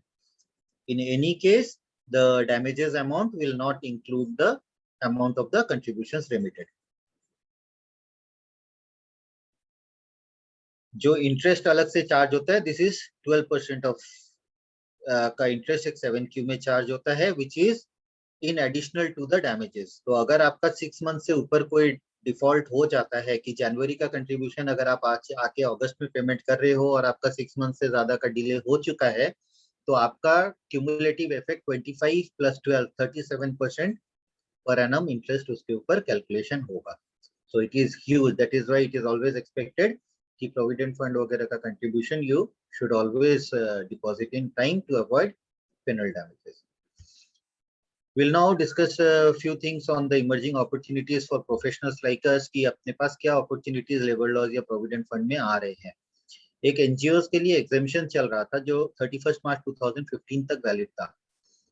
ये एग्जेम्पशन 1983 से स्टार्ट हुआ था, और ऐसे एनजीओ जो सिर्फ ग्रांट्स के ऊपर ही काम करते थे, मतलब जो बेनिफिशियरी है एनजीओ के, उनसे कोई भी फीस के हिसाब से कोई अमाउंट नहीं लिया जाता होगा, उन एनजीओ को एक जनरलाइज्ड एग्जेम्पशन दिया हुआ था. That exemption was not renewed after 31 March 2015. Hence अब क्या हो गया कि जो भी एनजीओ थे up to 31 March 2015, they had their own provident fund trust. So since their exemption was not renewed after 31st March 2015, there are thousands of such trusts which are now migrating their provident fund. They have to migrate their own old provident fund to the EPFO. And the transfer process is very, very, very complicated. So professionals like us can do a extensive hand holding for such NGOs to get their old funds transferred to the EPFO. Any questions? Everyone kindly mute your audios, please. Second thing, the filing of returns के बारे में हम लोगों ने बात करी. That is already there कि it has to be a stepwise return filing. So we professionals, since we are organized ourselves, we can help the return filing process for Provident Fund and ESI also on a equal basis. Third thing, जो apart from जो exemptions की अपने अभी बात कर रहे थे, वो exemptions छोड़ के there are several establishments in the country who have received exemption on application by the establishments from the Provident Fund. जैसे हम लोगों ने बात करा था, एक प्रोविडेंट फंड एक पेंशन फंड, 2 फंड्स मेंटेन होते हैं, तो प्रोविडेंट फंड से आप एग्जेम्पशन ले सकते हो. इन दैट केस जो एम्प्लॉइज और एम्प्लॉयर का कंट्रीब्यूशन का कुछ हिस्सा होता है, वो अपने प्राइवेट प्रोविडेंट फंड में आप अपने पास रखते हो. The only condition which you need to meet is that you will be paying the interest at a higher or at a equal amount than what the Provident Fund department is paying. On that condition, you can get an exemption. But we have to understand that the interest returns on investments made by the private trust are reducing day by day. आज के date में अगर आप देखोगे एक long term investment में भी 7% से ज्यादा सिंपल इंटरेस्ट बहुत कम इंस्ट्रूमेंट्स में है। Even central government bonds are not giving you 8% से ज्यादा आपको नहीं मिल रहा है। However, the Provident Fund Department is paying you 8.5% of interest on a monthly compounding basis. अगर आप उसको सिंपल इंटरेस्ट में कन्वर्ट करोगे, you will land somewhere between 11.5 to 12% per annum simple interest. So this interest figure is very high. So at present जो exempted establishments जिन्होंने exemption ले रखा है, उनके लिए ये interest cost meet up करना is going to be very difficult, and that is why now they are also going to transfer their past accumulations to the PF कि पुराना जो भी है वो डिपार्टमेंट को दे दो और आगे इंटरेस्ट में जो भी लॉसेस होगा और होगा, एटलीस्ट एम्प्लॉइज को कोई लॉस नहीं और खुद को कोई लॉस नहीं है कि उसको आपको मेक गुड करना है एज अ एम्प्लॉयर। सो यहाँ पे भी जो फास्ट एक्यूमुलेशन ट्रांसफर होना है, एग्जेम्पशन सरेंडर होना है, this is very complicated process and we professionals can do a excellent hand holding अगर अपने को इस चीज में एक्सपोजर मिलता है। So that was all I expected to cover on Provident Fund. If there are any questions, we can take them in the next 5 minutes and then we can proceed to the state insurance. State insurance will not take us more than 5 minutes to discuss because major part we have already covered in the Provident Fund. Question आया हुआ chat box में, जो आत्मनिर्भर भारत योजना के अंदर में जो स्कीम दिया गया है for 2 years government will be paying the statutory part, तो उसके अंदर में gross salary basic plus DA should be less than 15,000 या इसका बड़ा है उसमें भी एम्प्लॉय कैन चूज किया नहीं, less than 15,000 up to 14,999 right. Sir, basic plus DA should be less than 15,000 or the gross salary should be less than 15,000. Total amount to be payable to the employee should be less yes, than 15,000. Yes, the gross salary. Now gross salary will not include overtime.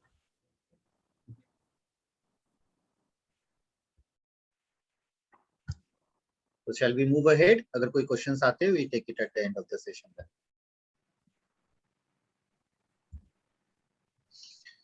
Now, since we have already covered and discussed the intricacies of the law, we'll very fast move ahead to discussions of the ESI. We have discussed that ESI is applicable on establishments employing 10 or more employees with effect from 10th of February 2011 in West Bengal. There is nothing more to discuss. अपने को ने PF के लिए एक ceiling देखा था ना, 15,000 rupees का एक सीलिंग था, उसके ऊपर जो ऑप्शंस थे, option A, B and C या 1, 2 and 3 we had discussed. That ceiling for the purpose of the ESI Act is 21,000 rupees. But in this case, the options of contributing are not available. अगर किसी भी employee का 21,000 से ऊपर salary होता है, तो he is straightforward exempted from making any contributions. Even the employer is not required to make any contributions. He is a exempted or a excluded employee for ESI. 21,000 will include all allowances, excluding overtime. So this is already discussed. Wages जैसे अपने provident fund में पढ़ रहे थे कि wages अपने 4 components में divide किए थे, basic DA, cash value of food allowance and retaining allowance. For ESI, wages will mean the gross salary which also includes overtime. So अगर आपकी सैलरी 20,000 रुपए है और आपकी ओवरटाइम लेके एक महीने की सैलरी 22,000 हो जाती है, तो आपको कंट्रीब्यूशन देना है 22,000 पे. लेकिन अगर आपकी सैलरी 22,000 है तो आपको कोई कंट्रीब्यूशन नहीं देना है. Now salary will include everything apart, only the things which are not included is जैसे ग्रेचुइटी पे अपने बात कर ही रखे हैं, और अगर कोई भी ऐसा अलाउंस आपको मिल रहा है which is in the nature of a reimbursement. For example, an employee goes out of station for marketing and submits a bill to you for 5,000 rupees for traveling, boarding, lodging, fooding and all. On that, ESI is not payable. Apart from that, if you are paying a monthly traveling allowance, the fixed monthly traveling allowance to the employee, that is part of salary. Only reimbursement के nature का अगर कुछ है तो वो नहीं आएगा. Employees contribution जो ESI के लिए है, that is 0.75% of the salary, और employer का contribution 3.25%. यहाँ पे कोई भी administrative charges नहीं है. अगर आप नील रिटर्न फाइल करते हो तो अपने PF में जैसे हम लोगों ने देखा था, फंक्शनल एस्टेब्लिशमेंट के लिए 500, नॉन फंक्शनल के लिए 75. ESI में अगर नॉन फंक्शनल फंक्शनल का कोई डिफरेंस नहीं है, अगर नील रिटर्न है तो आपको कोई भी कंट्रीब्यूशन का पेमेंट नहीं करना है, आपको सिर्फ नील रिटर्न अपलोड करना है. इसके ज्यादा क्योंकि जो अपने डैमेजेस और इंटरेस्ट वाला पार्ट देख रहे थे PF में, that is also exactly same. The recovery process is exactly same, the assessment process is exactly same, only the rate of contribution 15,000 21,000 का difference. And benefits, since we are not covering today the benefits, तो अपने लिए ESI का discussions यहीं तक रहेगा। अगर आपके पास कोई भी सवाल है ESI तक तो अपने अभी डिस्कस कर सकते हैं, because will take another 20 minutes to discuss on the upcoming changes which are almost finalized to be changed in the social security code. तो अपने 4-5 पॉइंट्स है उस पर डिस्कशन करेंगे। सर ESI में एक कंफ्यूजन था विद रिस्पेक्ट टू कंट्रीब्यूशन। इसमें कई बार ये भी बोला गया है कि if the employer has already taken an insurance policy, group insurance policy, medical policy, तो उसको ESI लेने की जरूरत नहीं है। नहीं sir, relieved. No, it is a myth again, there is no such clause. अगर आपके पास 10 employees है, the act becomes applicable to you. Now 10 employees again, इसमें भी वही है, 10 persons वाला ही concept है कि अगर 10 persons आपके पास हो गए हैं, उसमें 5 आदमी की सैलरी 21,000 से ऊपर है, तो भी एक्ट आपके ऊपर है। कंप्लायंस के लिए आपको सिर्फ 5 एम्प्लॉय का देना है अगर 21,000 से ऊपर सैलरी है। सर जैसे ये नोटिफाइड एरिया नहीं रहेगा ESI एक्ट में, तब तो ESI नहीं एप्लीकेबल होगा ना?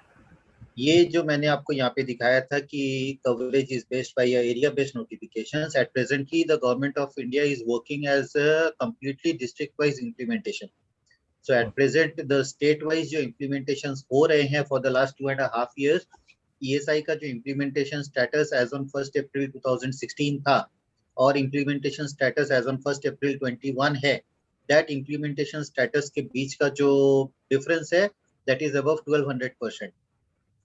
So hence complete states are being covered at one notification, even if not to be shared in such a platform, but I'll have to say, even if medical facilities, adequate facilities are not available in that particular district also, the central government is issuing notifications. That is creating problems in the ground level क्योंकि वहाँ पे कोई medical facility नहीं है और employers have to take the registration based on the coverage notification on a particular date and remit contributions. उसमें कोई relaxation भी नहीं दे रही है सेंट्रल। कहीं मतलब एक्टिवली कहीं भी है तो लेना ही पड़ेगा, लेना पड़ेगा, कहीं भी, चाहे बंगाल में बिल्कुल बिल्कुल बिल्कुल बिल्कुल देना पड़ेगा। Sir my question is related with the contribution. अगर सपोज सर किसी भी एम्प्लॉय का अगर अप्रैल में उसका सैलरी है 22,000 सर, ओके सर, वो तो ESI के अंदर तो रजिस्टर्ड नहीं होगा सर? नहीं होगा। But sir in the month of May अगर उसकी सैलरी हो जाती है 21,000, in the month of June इसकी सैलरी हो जाती है 18,500, तो उस केस में हम लोग क्या कंट्रीब्यूशन करेगा क्या नहीं करेगा? सर आपको ये देखना बताना पड़ेगा मुझे कि 22,000 से 21,000 क्यों हो गया। सर सपोज सर कि अगर उसने हो सकता है कि काम नहीं किया हो सर, 15 डेज ही काम किया हो या फिर कुछ ऐसा केसेस हो सकता है। सर आप जब एम्प्लॉय की eligibility for the purpose of contributions देखेंगे ना, तो उसकी जो स्टैंडर्ड फिक्स सैलरी है आप वो देखेंगे सबसे पहले कि अगर मैं आपके यहाँ एम्प्लॉयमेंट के लिए आया हूँ तो मेरी सैलरी कितनी है। आपने बता दिया कि आपकी सैलरी 20,000 रुपए है। अब मैं अगर 15 दिन नहीं काम करता हूँ तो मेरी सैलरी एक्सक्यूज मी 10,000 हो गई, तो वो 10,000 पे तो ESI लग जाएगी। अगर मैं 30,000 पे आपके पास ज्वाइन कर रहा हूँ और 15 दिन नहीं आता हूँ, 15,000 रुपए आप मेरे को सैलरी कर रहे हो, then I am not an eligible employ since my actual salary is 30,000 rupees, I am an excluded employ. Sir कभी कभी इन केस ऐसा भी होता है ना सर कि किसी किसी को उस बेसिस पे सैलरी मिलती है कि जब उनका टर्नओवर बेसिस पे अगर किसी को मिलता है सर, बोनस वगैरह मिलता है। बोनस तो अलग चीज हो गई, बोनस के ऊपर ESI नहीं लगता।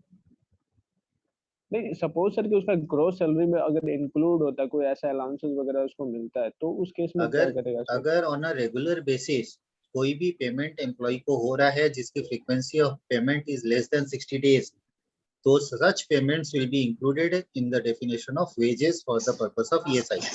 अगर कोई पेमेंट आप एनुअली कर रहे हो या हाफ ईयरली कर रहे हो, से एज अ इंसेंटिव पॉलिसी आप चलाते हो कि मेरी सैलरी 20,000 रुपए है और 20,000 के बाद मुझे एवरी हाफ ईयरली 20,000 रुपए एक इंसेंटिव का मिलेगा, so that 20,000 will not be included under the definition of wages.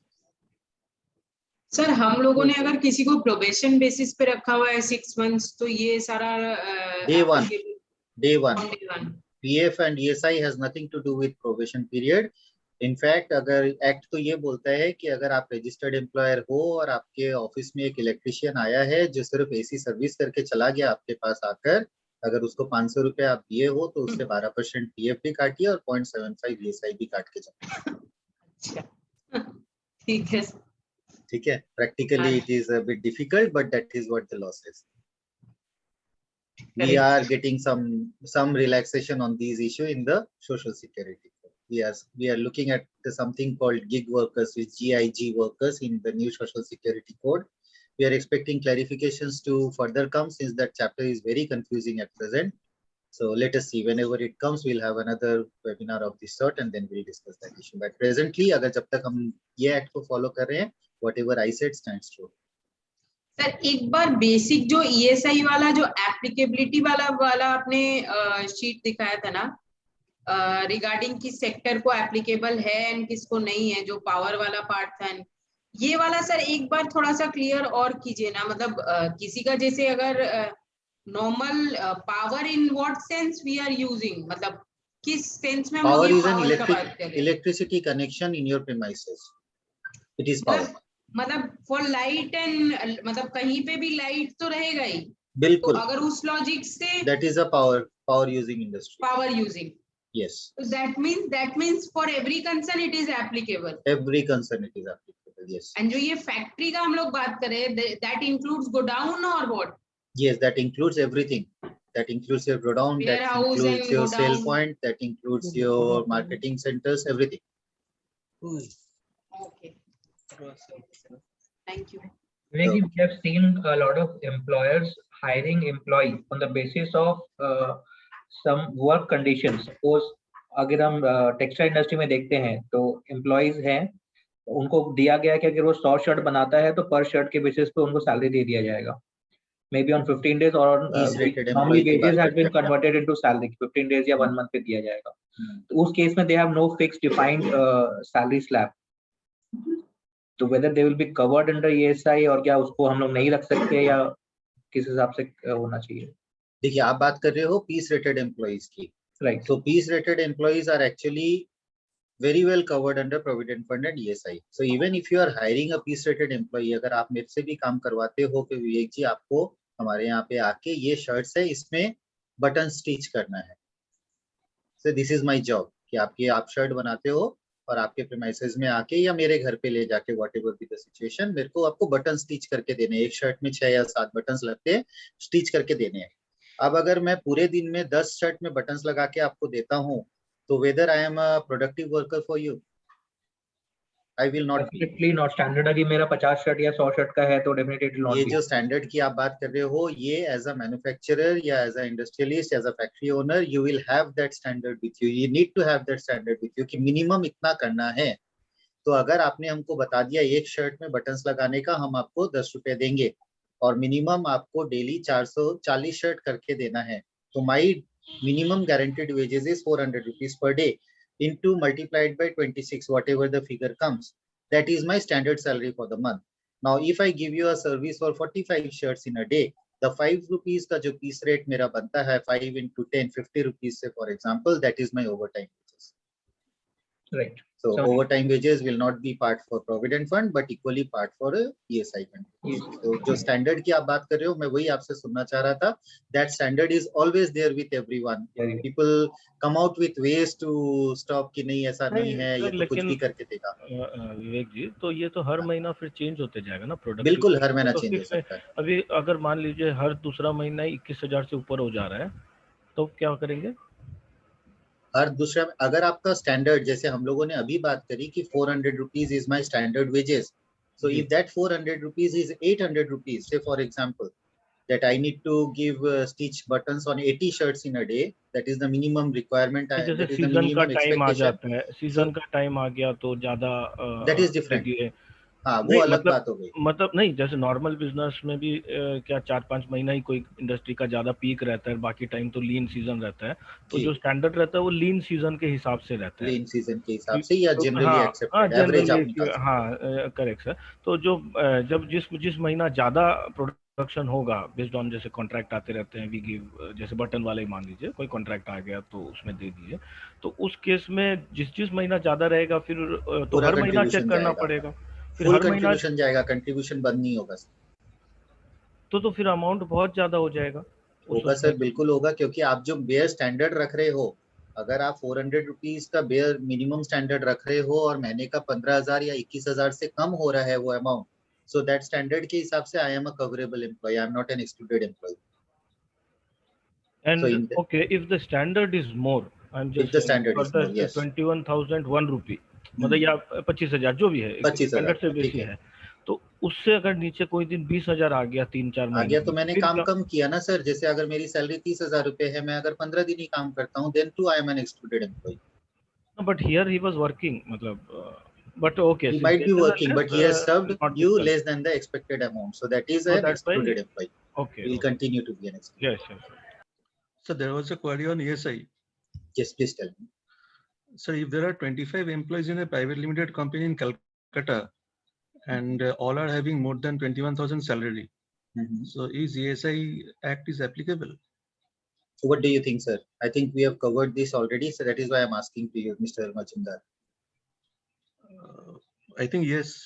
Yes. No. Absolutely right. Since you have more than 10 employees and you need to get yourself registered, fine. Now the second question comes that whether you need to make contributions or not. Then Yes, my correct. answer will be no, because all employees are drawing a salary of 21,000 rupees. None of the employees fall under the definition of employee for the coverage for the purpose of contributions under this act. So you will need to file a nil return every month. That is all, until and unless you have an employee who is drawing a salary of 21,000 or less.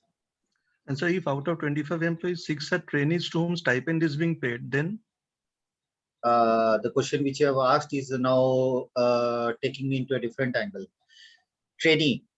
What do you understand by trainee? I need to understand what sort of trainees are they? No, they are regularly coming to office and observing all the regular time schedules as applicable to other employees. See, And first thing is that no establishment in this country is empowered to hire a trainee. मैंने एक office खोल ली और मैं कल बोलता हूँ कि मैं 10 एम्प्लॉय को ट्रेनिंग में रखूंगा, मैं नहीं रख सकता हूँ. ट्रेनिंग में रखने के लिए मुझे ट्रेनिंग इंस्टीट्यूशन होना पड़ेगा. ट्रेनिंग में रख नहीं सकता इसका मतलब ये नहीं है कि मैं नहीं रखूंगा. अगर आप एक होटल मैनेजमेंट का इंस्टीट्यूट चला रहे हो और 10 स्टूडेंट को आप मेरे पास भेजते हो मेरे होटल में for a practical training for the last 3 months और ड्यूरिंग देयर कोर्स की, इसको इन 10 स्टूडेंट्स को आपके पास ट्रेनिंग के लिए आना है. Only in such cases you can have a trainee. You cannot directly appoint a trainee. That trainee needs to be outsourced by a certain educational institution. जैसे अपने CA firms में होता है, Institute of Chartered Accountants में होता है. That is made by virtue of their course. That course makes it compulsory to have a practical exposure under a practicing chartered accountant for 3 years after they have completed their intermediate examinations or IPCC or whatever it is called at present. So you cannot hire an employee, hire a person as a trainee directly. First thing is that. So now assuming that you have those 5 employees which fits under the definition of apprentice as we have discussed, even then, since if that fits under the definition of apprentice, then apprentices are not employees and their payments made to them as stipend will not be part of wages. So no contribution needs to be paid. So another question on PF. That is, if the immediate employer has not paid gratuity to its employees, do you think the principal employer would be liable to pay gratuity? If the immediate employer has not paid any gratuity to the employees, yeah, I'll have to ask 2 things to you. First thing, whether the employees to whom gratuity has not been paid have worked for a continuous period of 5 years with the principal employer? Yes, worked more than 5 years. Second question is that whether the condition for payment of gratuity was mentioned in the agreement between the principal employer and the immediate employer. No, the contract paper between the principal employer and the immediate employer for employing its persons in the premises of the principal employer is silent on this issue. Then immediate employer has to pay. Okay. Then it is not the liability of principal employer. Sir एक चीज पूछ रहे थे. Thank you sir. इसी case में जैसे suppose जैसे क्या होता है प्रैक्टिकली कि पहले मैं तो चला रहा था फर्म, तो वही आदमी जा रहे थे आपके अंडर काम करने, फिर क्या हुआ, फिर मैं बंद कर दिया, फिर XYZ कंपनी चालू कर दी, एम्प्लॉय सेम है जो काम कर रहा है, जैसे नवीन जी मान लीजिए काम कर रहे थे मेरे अंडर, तो मेरे अंडर से पहले जा रहे थे, मैं इमीडिएट एम्प्लॉय था। फिर नवीन जी को ये मजुमदार जी के अंडर चले गए, मैं बंद कर दिया बिजनेस, तो वो उनके अंडर चले गए, पर काम वहीं पे कर रहे हैं, आप ही के अंडर कर रहे हैं काम। तब इस केस में फिर ग्रेचुटी तो मतलब कंटिन्यूस एम्प्लॉयमेंट तो नहीं प्रूव हो पाएगा ना, क्योंकि वो 2 साल इसके अंडर थे, 2 साल उसके अंडर थे। और क्या इससे बच सकते हैं क्या, मतलब ग्रेचुटी से इस तरह से बचा जा सकता है क्या? देखिए, ग्रेचुटी का the first liability of the gratuity stands to the premises where the employee is rendering his services. In case की employer principal employer और immediate employee में, जहाँ पे principal employer is paying a monthly cost to the immediate employer for further payment to the employees, अगर उस agreement में अगर आपका ये gratuity का clause नहीं लिखा हुआ है, तो it has to be understood that the monthly amount which is being paid by the principal employer includes everything. First thing. Second thing, आपने हमसे क्वेश्चन पूछा कि समझ लो मैं आपके पेरोल पे था, मैंने एम्प्लॉयर ए के पास ही काम कर रहे हैं हम लोग, मैं काम कर रहा हूँ आपके पेरोल पे 2 साल और मजुमदार जी के पेरोल पे 3 साल। अब 5 साल बाद मेरा स्टेटस क्या होगा, मुझे ग्रेचुटी मिलेगी या नहीं मिलेगी? सर, मुझे ग्रेचुटी बिल्कुल मिलेगी। ग्रेचुटी एक्ट में transfer of ownership of establishments के ऊपर पूरा का पूरा पैराग्राफ है। अगर आप मेरे से ईमेल आईडी आपकी शेयर करते हो तो I share you the complete case study on it. जब आप मेरे को ट्रांसफर करोगे या जब आप काम छोड़ोगे और मिस्टर मजुमदार मुझे अपने पेरोल पे लेंगे, तो mister Majumdar has to get the proportionate amount for that 2 years of gratuity from you. That has to be at least, अगर वो अमाउंट लेते हैं तो ठीक है, नहीं भी लेते हैं तो that consent has to be there। क्योंकि मैं तो ये बोलूंगा, देखिए मैं तो नवीन जी के पास काम कर रहा हूँ, 5 साल ही काम करूंगा, तो 2 साल जो हमने फिर आपके यहाँ काम किया वो हमारे लिए वेस्ट हो गया एज एन एम्प्लॉय। जब मैं एम्प्लॉय इंटरेस्ट की बात करता हूँ तो at some point of time Manjani ji, it will be your liability to make good the loss of gratuity to me. नहीं सर, बट मैं बोल रहा हूँ मेरा और मजुमदार जी का तो कोई इंटरेक्शन ही नहीं होगा, हम लोग क्यों इंटरेक्ट करेंगे? क्यों नहीं करेंगे? जब मैं आपके पेरोल से मैं तो मतलब वो हो जाएगा तो इट्स वेरी गुड, अगर आप कंसेंट लेके चले जाते हैं ठीक है। आई एम अंडरस्टैंडिंग इट कि आप एक XYZ एंड कंपनी बोल के एक फर्म चलाते हो जो मैन पावर रिक्रूटमेंट है, आप उस फर्म को छोड़ के निकल जाते हो और मजुमदार जी एज अ प्रोप्राइटर उस फर्म को ज्वाइन करते हैं, यही बात हो रही है? नहीं, ये बात नहीं हो रही है, मतलब जैसे मैंने जो बताया वो इस केस पे ट्रू होगा। अगर ये बात हो रही है कि आप आपके एस्टेब्लिशमेंट में काम करते थे अपने नाम से, आपने मेरे को निकाल दिया काम से और उसके बाद दीपज्योति मजुमदार ने मुझे अपने पेरोल पे हायर कर लिया, तो that is a new payroll. The ultimate place employer a where I am working is of no relevance here. In case there is a change of ownership of the same concern, नहीं वो मैं समझ गया, मैं इस case में बोल रहा हूँ, एक्चुअली क्या होता है कि जैसे जो मेरा एक देखा हुआ है केस, प्रैक्टिकली आदमी काम कर रहा है मेरे अंडर काम कर रहा है, फिर कोई कारण से मैं बंद कर दिया या ड्यू टू बैड डेट और something, then because the person knows how to work in that, मतलब नवीन जी के अंडर वो जानता है काम करना, तो यही आदमी को दूसरा आदमी अपने अंडर ले लेता है और नवीन जी को देता है। तो फिर न्यू एम्प्लॉयमेंट में 5 इयर्स होने के बाद ही ग्रेचुटी आएगा। हाँ, तो मतलब इस केस में ग्रेचुटी का लायबिलिटी नहीं आएगा, जो 2 साल है वो चला जाए, मतलब वेस्ट हो गया। बिल्कुल। बट कैन द एम्प्लॉई, मतलब एम्प्लॉई जो है वो रजिस्टर में साइन करता है, जो रोज जाके मतलब जो रजिस्टर है उसमें साइन करता है, तो क्या वो रजिस्टर का कोई वैल्यू नहीं है? नहीं, कोई वैल्यू नहीं होगा, क्योंकि आपका ब्रेक इन सर्विस हो चुका, आप एम्प्लॉयर ही चेंज कर चुके। नहीं हुआ, मतलब 280 डेज नहीं हुआ ना कंटिन्यूस, आपका इमीडिएट एम्प्लॉयर तो चेंज हो गया ना, जिससे ग्रेचुटी आपको लेना है वही चेंज हो चुका ना। It is as good as serving 2 different establishments. Sir अगर प्रिंसिपल एम्प्लॉयर अगर सेम है तो कोई फर्क नहीं पड़ेगा सर, प्रिंसिपल एम्प्लॉयर 1 by 1 से। हाँ जी। मुझे अगर सेम आदमी है, मतलब सेम ही आदमी के अंडर जा रहा है, मैं एम्प्लॉय हूँ, मैं पहले प्रिंसिपल एम्प्लॉयर सेम है ना, इमीडिएट एम्प्लॉयर तो चेंज हो गया सर, लेकिन फिर तो एम्प्लॉय का क्या दोष हुआ इसमें? कोई दोष नहीं हुआ सर, ये लॉ की गलती है सर। आ रहे हैं सर, इसी में आ रहे हैं, अभी जो आप स्क्रीन देख रहे हो इसी में आपका सिचुएशन आंसर हो जाएगा। ओके सर इसी क्वेश्चन में पूछ रहा था, प्रिंसिपल एम्प्लॉयर अगर ग्रेचुटी मेंटेन करता है, वो पे करता है, जो मैन पावर सप्लाई कर रहा है वो नहीं कर रहा है, principal employer supply gratuity maintain करता है, फिर तो 5 ईयर कंटिन्यू आएगा ना, फिर तो आराम से, कोई प्रॉब्लम ही नहीं है सर, बिल्कुल नहीं है। Sir, in the beginning of the session, you said that Payment of Wages Act authorizes an employer to deduct income tax, right? Yes. All But, sir, deductions, any sort of deductions which you want to make, you will have to get authorized by the Payment of Wages Act. Correct, sir. But I had a doubt that whether Payment of Wages Act is really applicable to a managerial person. For a managerial person, I mean persons in managerial category, say employed at a very high salary. So in that case, if a POW is not applicable, then how you could say that authorization for tax deduction is? I'm not telling you that Payment of Wages Act में जो what you are saying is that 10,000 rupees का जो cut off है, अपने उस पे बात कर रहे हैं आप.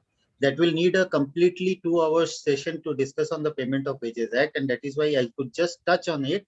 Whatever the deductions have to be made from the salary, be it your security deposit deduction, be it your leave deduction, be it a fine or damage deductions, every deductions of such thing are dealt with the Payment of Wages Act. Now the question which you are dealing, that is a very vast issue. Beyond that, we need a complete discussion on the Payment of Wages Act. I'll ask the organizers if they can schedule a session for the Payment of Wages Act. That will be one of the best sessions which I could have addressed. I have not addressed any session till today on the Payment of Wages Act or the state labor laws itself. If a session can be arranged on the state labor laws only, that will be very good understanding for you, Mr. Vakundar. Okay, sir. Noted it, sir. We'll definitely try to get this session up. Fine. Just give me 5-10 more minutes. We'll clearly wrap up the session.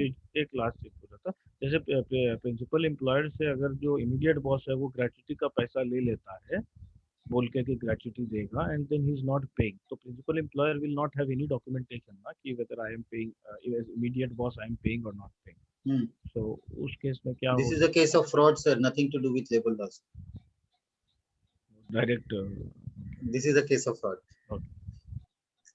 Okay. Now there are several things which are coming into place in the Social Security Code, but there are certain things which I have noted down for the discussions for today's things, which are going to seriously and sure shot, which are going to be included very soon, maybe 1st of December or 1st of January in the next year. We are going to see these things coming into place in the Social Security Code.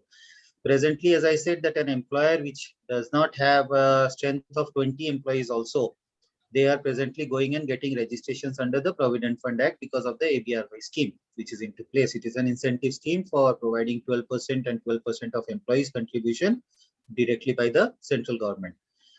There is presently no scheme, no voluntarily registration facility for the ESI. जैसे हम लोगों ने देखा कि 10 employees पे mandatory registration है. अगर मेरे पास 5 लोग हैं और मैं ESI facility extend करना चाहता हूँ, I cannot go and register my establishment until and unless I have 10 or more persons with my establishment.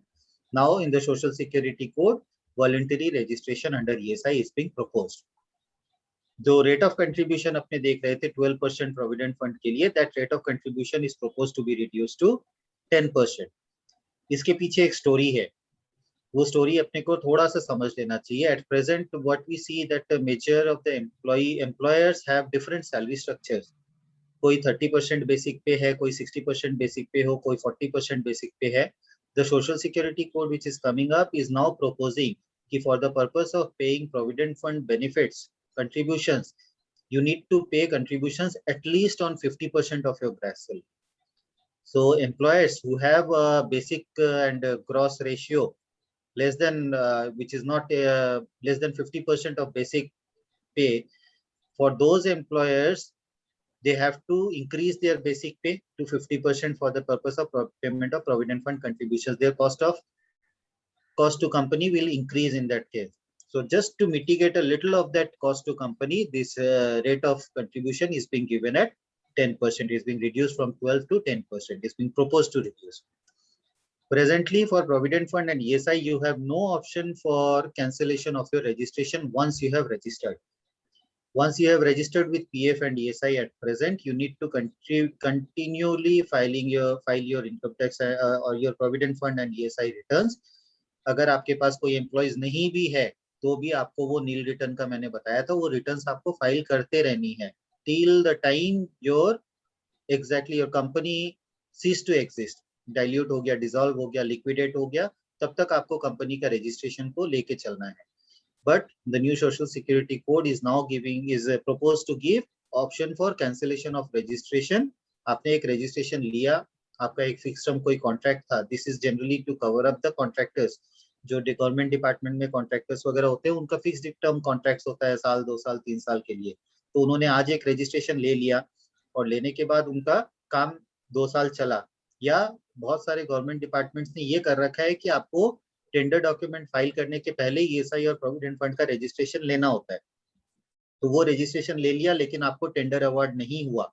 In that case आज जो प्रॉब्लम आ रही है कि उनको वो रजिस्ट्रेशन कंटिन्यू रखना पड़ता है। दैट रजिस्ट्रेशन का option for cancellation is being provided on the social security code 2020। जो ग्रेच्युटी पे अपने कंफ्यूजन हो रहा था कि 5 साल के बाद क्या होगा नहीं होगा, तो ये जो 5 साल का टर्म है, गवर्नमेंट ने इसको देखा कि ये 5 साल का टर्म बहुत बड़ा हो जा रहा है, multiple employers, principal employer same है, इमीडिएट एम्प्लॉयर्स 4 चेंज हो जा रहे हैं। इसी चीज को मिटिगेट करने के लिए now gratuity is propose to be paid even on 1 year. 1 साल का अगर फिक्स टर्म एम्प्लॉयमेंट में आपके पास एम्प्लॉइज है तो प्रोराटा बेसिस में जो 5 इयर्स में ग्रेच्युटी बनता है उसको प्रोराटा बेसिस पे ऑन 1 ईयर भी आपको देना पड़ेगा। अगर 1 साल का फिक्स टर्म है तो 1 साल की ग्रेच्युटी, 2 साल का फिक्स टर्म है तो 2 साल की gratuity. So this will help us to resolve all the disputes which are coming in gratuity को लेके बहुत disputes होते हैं, वो सारे disputes यहाँ से cover हो जाएंगे। और wages जो मैंने आपको बोला कि it is proposed to be 50% of your gross salary for the code on social security. This is going to bring out a uniformity in the employment structure across the country. Cost to company जो है आज 30% जिसने basic दे रखा है उसका cost to company naturally है कि कम होगा, जिसने 60% स्ट्रक्चर रखा हुआ है उनके लिए कॉस्ट टू कंपनी ज्यादा होगा। तो at some point of time we'll see that there is a uniformity in the cost to company across the country in different states, in different industries, in different sectors. विवेक जी, मेरा एक Yes, प्रश्न है।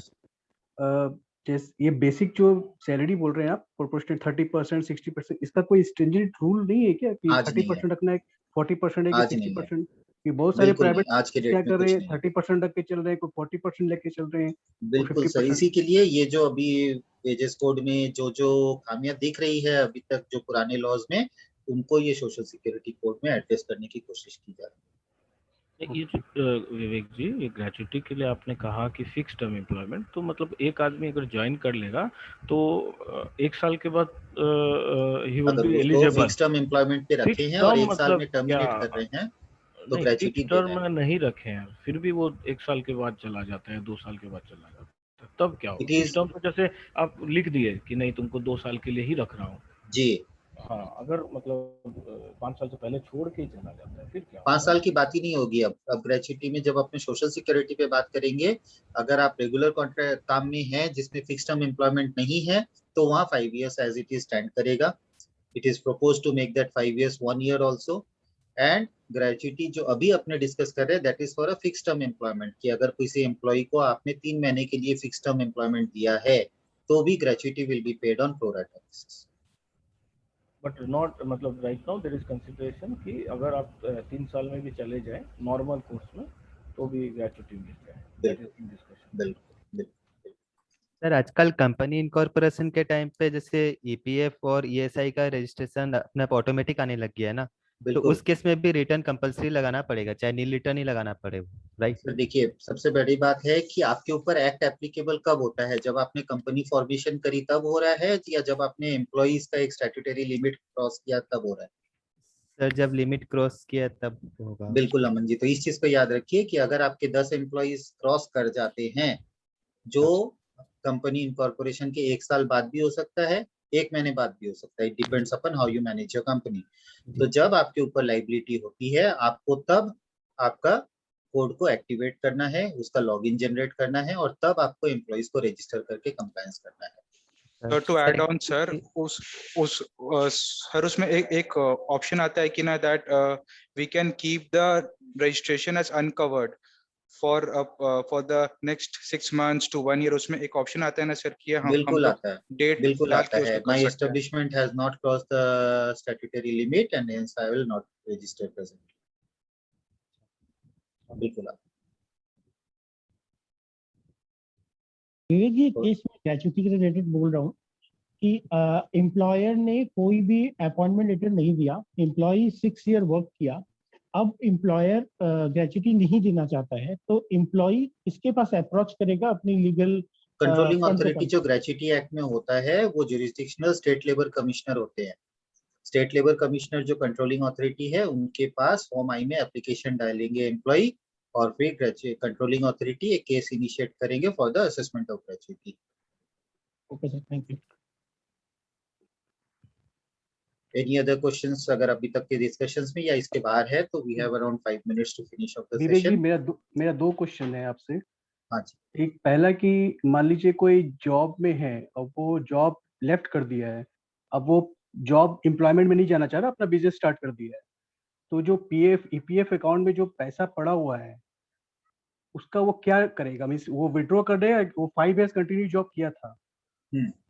बिल्कुल, अगर आपने 9 years 6 months 29 days से कम service अभी आपके पीएफ में है, I will repeat 9 years 6 months 29 days, अगर इससे कम की सर्विस का पैसा आपके पीएफ और पेंशन फंड दोनों अकाउंट में है तो आप उस पैसे को कभी भी पूरा विड्रॉ कर सकते हो। अगर उससे ज्यादा है तो आप सिर्फ प्रोविडेंट फंड का पैसा विड्रॉ कर सकते हो। पेंशन फंड का जो पैसा है वो विड्रॉ नहीं होगा। जब आपकी एज 58 years होगी तो उस फंड के अगेंस्ट में आपको या आपके नॉमिनी को आफ्टर योर डेथ एक मंथली पेंशन मिलेगा। इसका मतलब ये हुआ कि 5 साल से ज्यादा काम किया है बट 10 years से लेस कम काम किया है, वो पीएफ का पैसा निकाल ले और पेंशन का पैसा छोड़ दे। बिल्कुल, बहुत अच्छा रहता है। अगर आप पेंशन फंड का पैसा छोड़ देते हो तो आप पेंशन फंड का मेंबरशिप कंटिन्यू रखते हो। So in case of unfortunately death of the employee, the nominee will get minimum pension आज के डेट में जो है वो लगभग 2500 रुपए पर मंथ है, वो मिलेगा। तो जब तक वो पीएफ का पैसा नहीं विड्रॉ करता है तब तक क्या इंटरेस्ट एक्रूड होगा उस अकाउंट में? 2 साल तक के लिए होगा। 2 साल तक? जब उसमें लास्ट कंट्रीब्यूशन जो आया है उसमें 2 साल तक सिर्फ इंटरेस्ट एक्रू होता है, उसके बाद इंटरेस्ट एक्रूअल बंद। बट मेरे केस में क्या हो रहा है, मान लीजिए कोई एक एम्प्लॉय ने लेफ्ट किया है दिसंबर में, या तो उसका जो 31 March 21 में इंटरेस्ट एक्रूड होना था वो नहीं हुआ है। नहीं, वो नहीं होने का कारण दूसरा है। आपका 31 March 21 का जो इंटरेस्ट डिक्लेयर हुआ है वो अभी पिछले महीना ही डिक्लेयर हुआ है, तो इंटरेस्ट क्रेडिट स्टिल पेंडिंग। काफी सारे अकाउंट्स में इंटरेस्ट पेंडिंग है, क्योंकि पहले 8.65 था और अभी लास्ट मंथ जो इंटरेस्ट डिक्लेयर किया 8.5 किया है, उसके कारण उस रीजन से पेंडिंग है। Okay, thank you.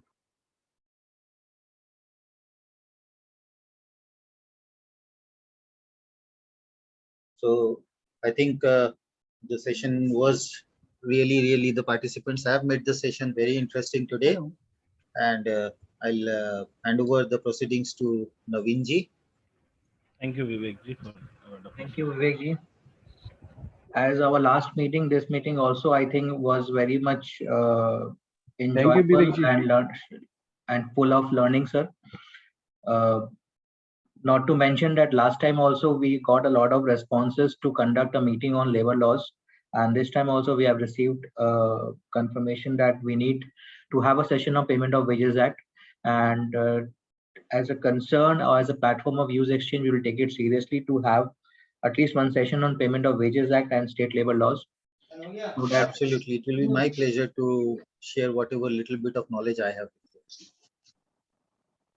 And coming to today's session, sir, you have, as always, you have explained in detail all the EPF and ESI provisions, the Payment of Wages Act, the Shop and Establishment Act, which most of the people have heard about, but does not know much in details about it.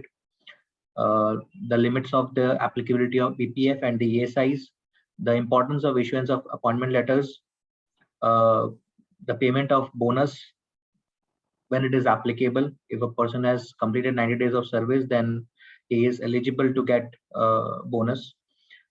The classification of Zone A and Zone B, where minimum wages act is applicable.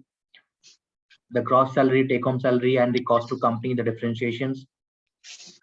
The retrenchment compensation. The Atmanirbhar Bharat Rozgar Yojana, where most of them does not know about it, have heard, but how it is practically implemented, most of us doesn't know about it, and many more things, sir. Thanks for all the inputs. I think all the delegates and members who have attended have gained a lot of knowledge. I would request again Naveen Singhal to kindly offer a heartiest vote of thanks to Vivek ji on behalf of Use Exchange. Thank you, Naveen Bhaiya. Thank you, Naveen Bhaiya. Martin Luther King once said, "The labor movement was the principal force that transformed misery and despair into hope and progress."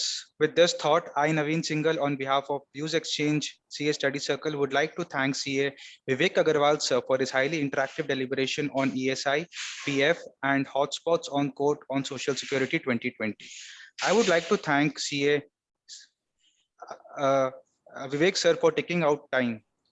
We have very few eminent CAs who expertise in labor law. Sir, you are a scarce resource and we should be double thankful to you.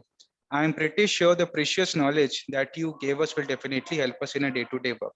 Sir, advance welcome and thank you for conducting seminar on Payment of Wages Act. Also, I would like to thank all the attendees for being so interactive and attentive. Thank you, sir. Obliged to have you on this platform. It was completely my pleasure again, Naveen ji. Thanks for the wonderful thank you note. We look forward for several such sessions with you. Thank you, sir. Recordings कहाँ से access कर सकते हैं?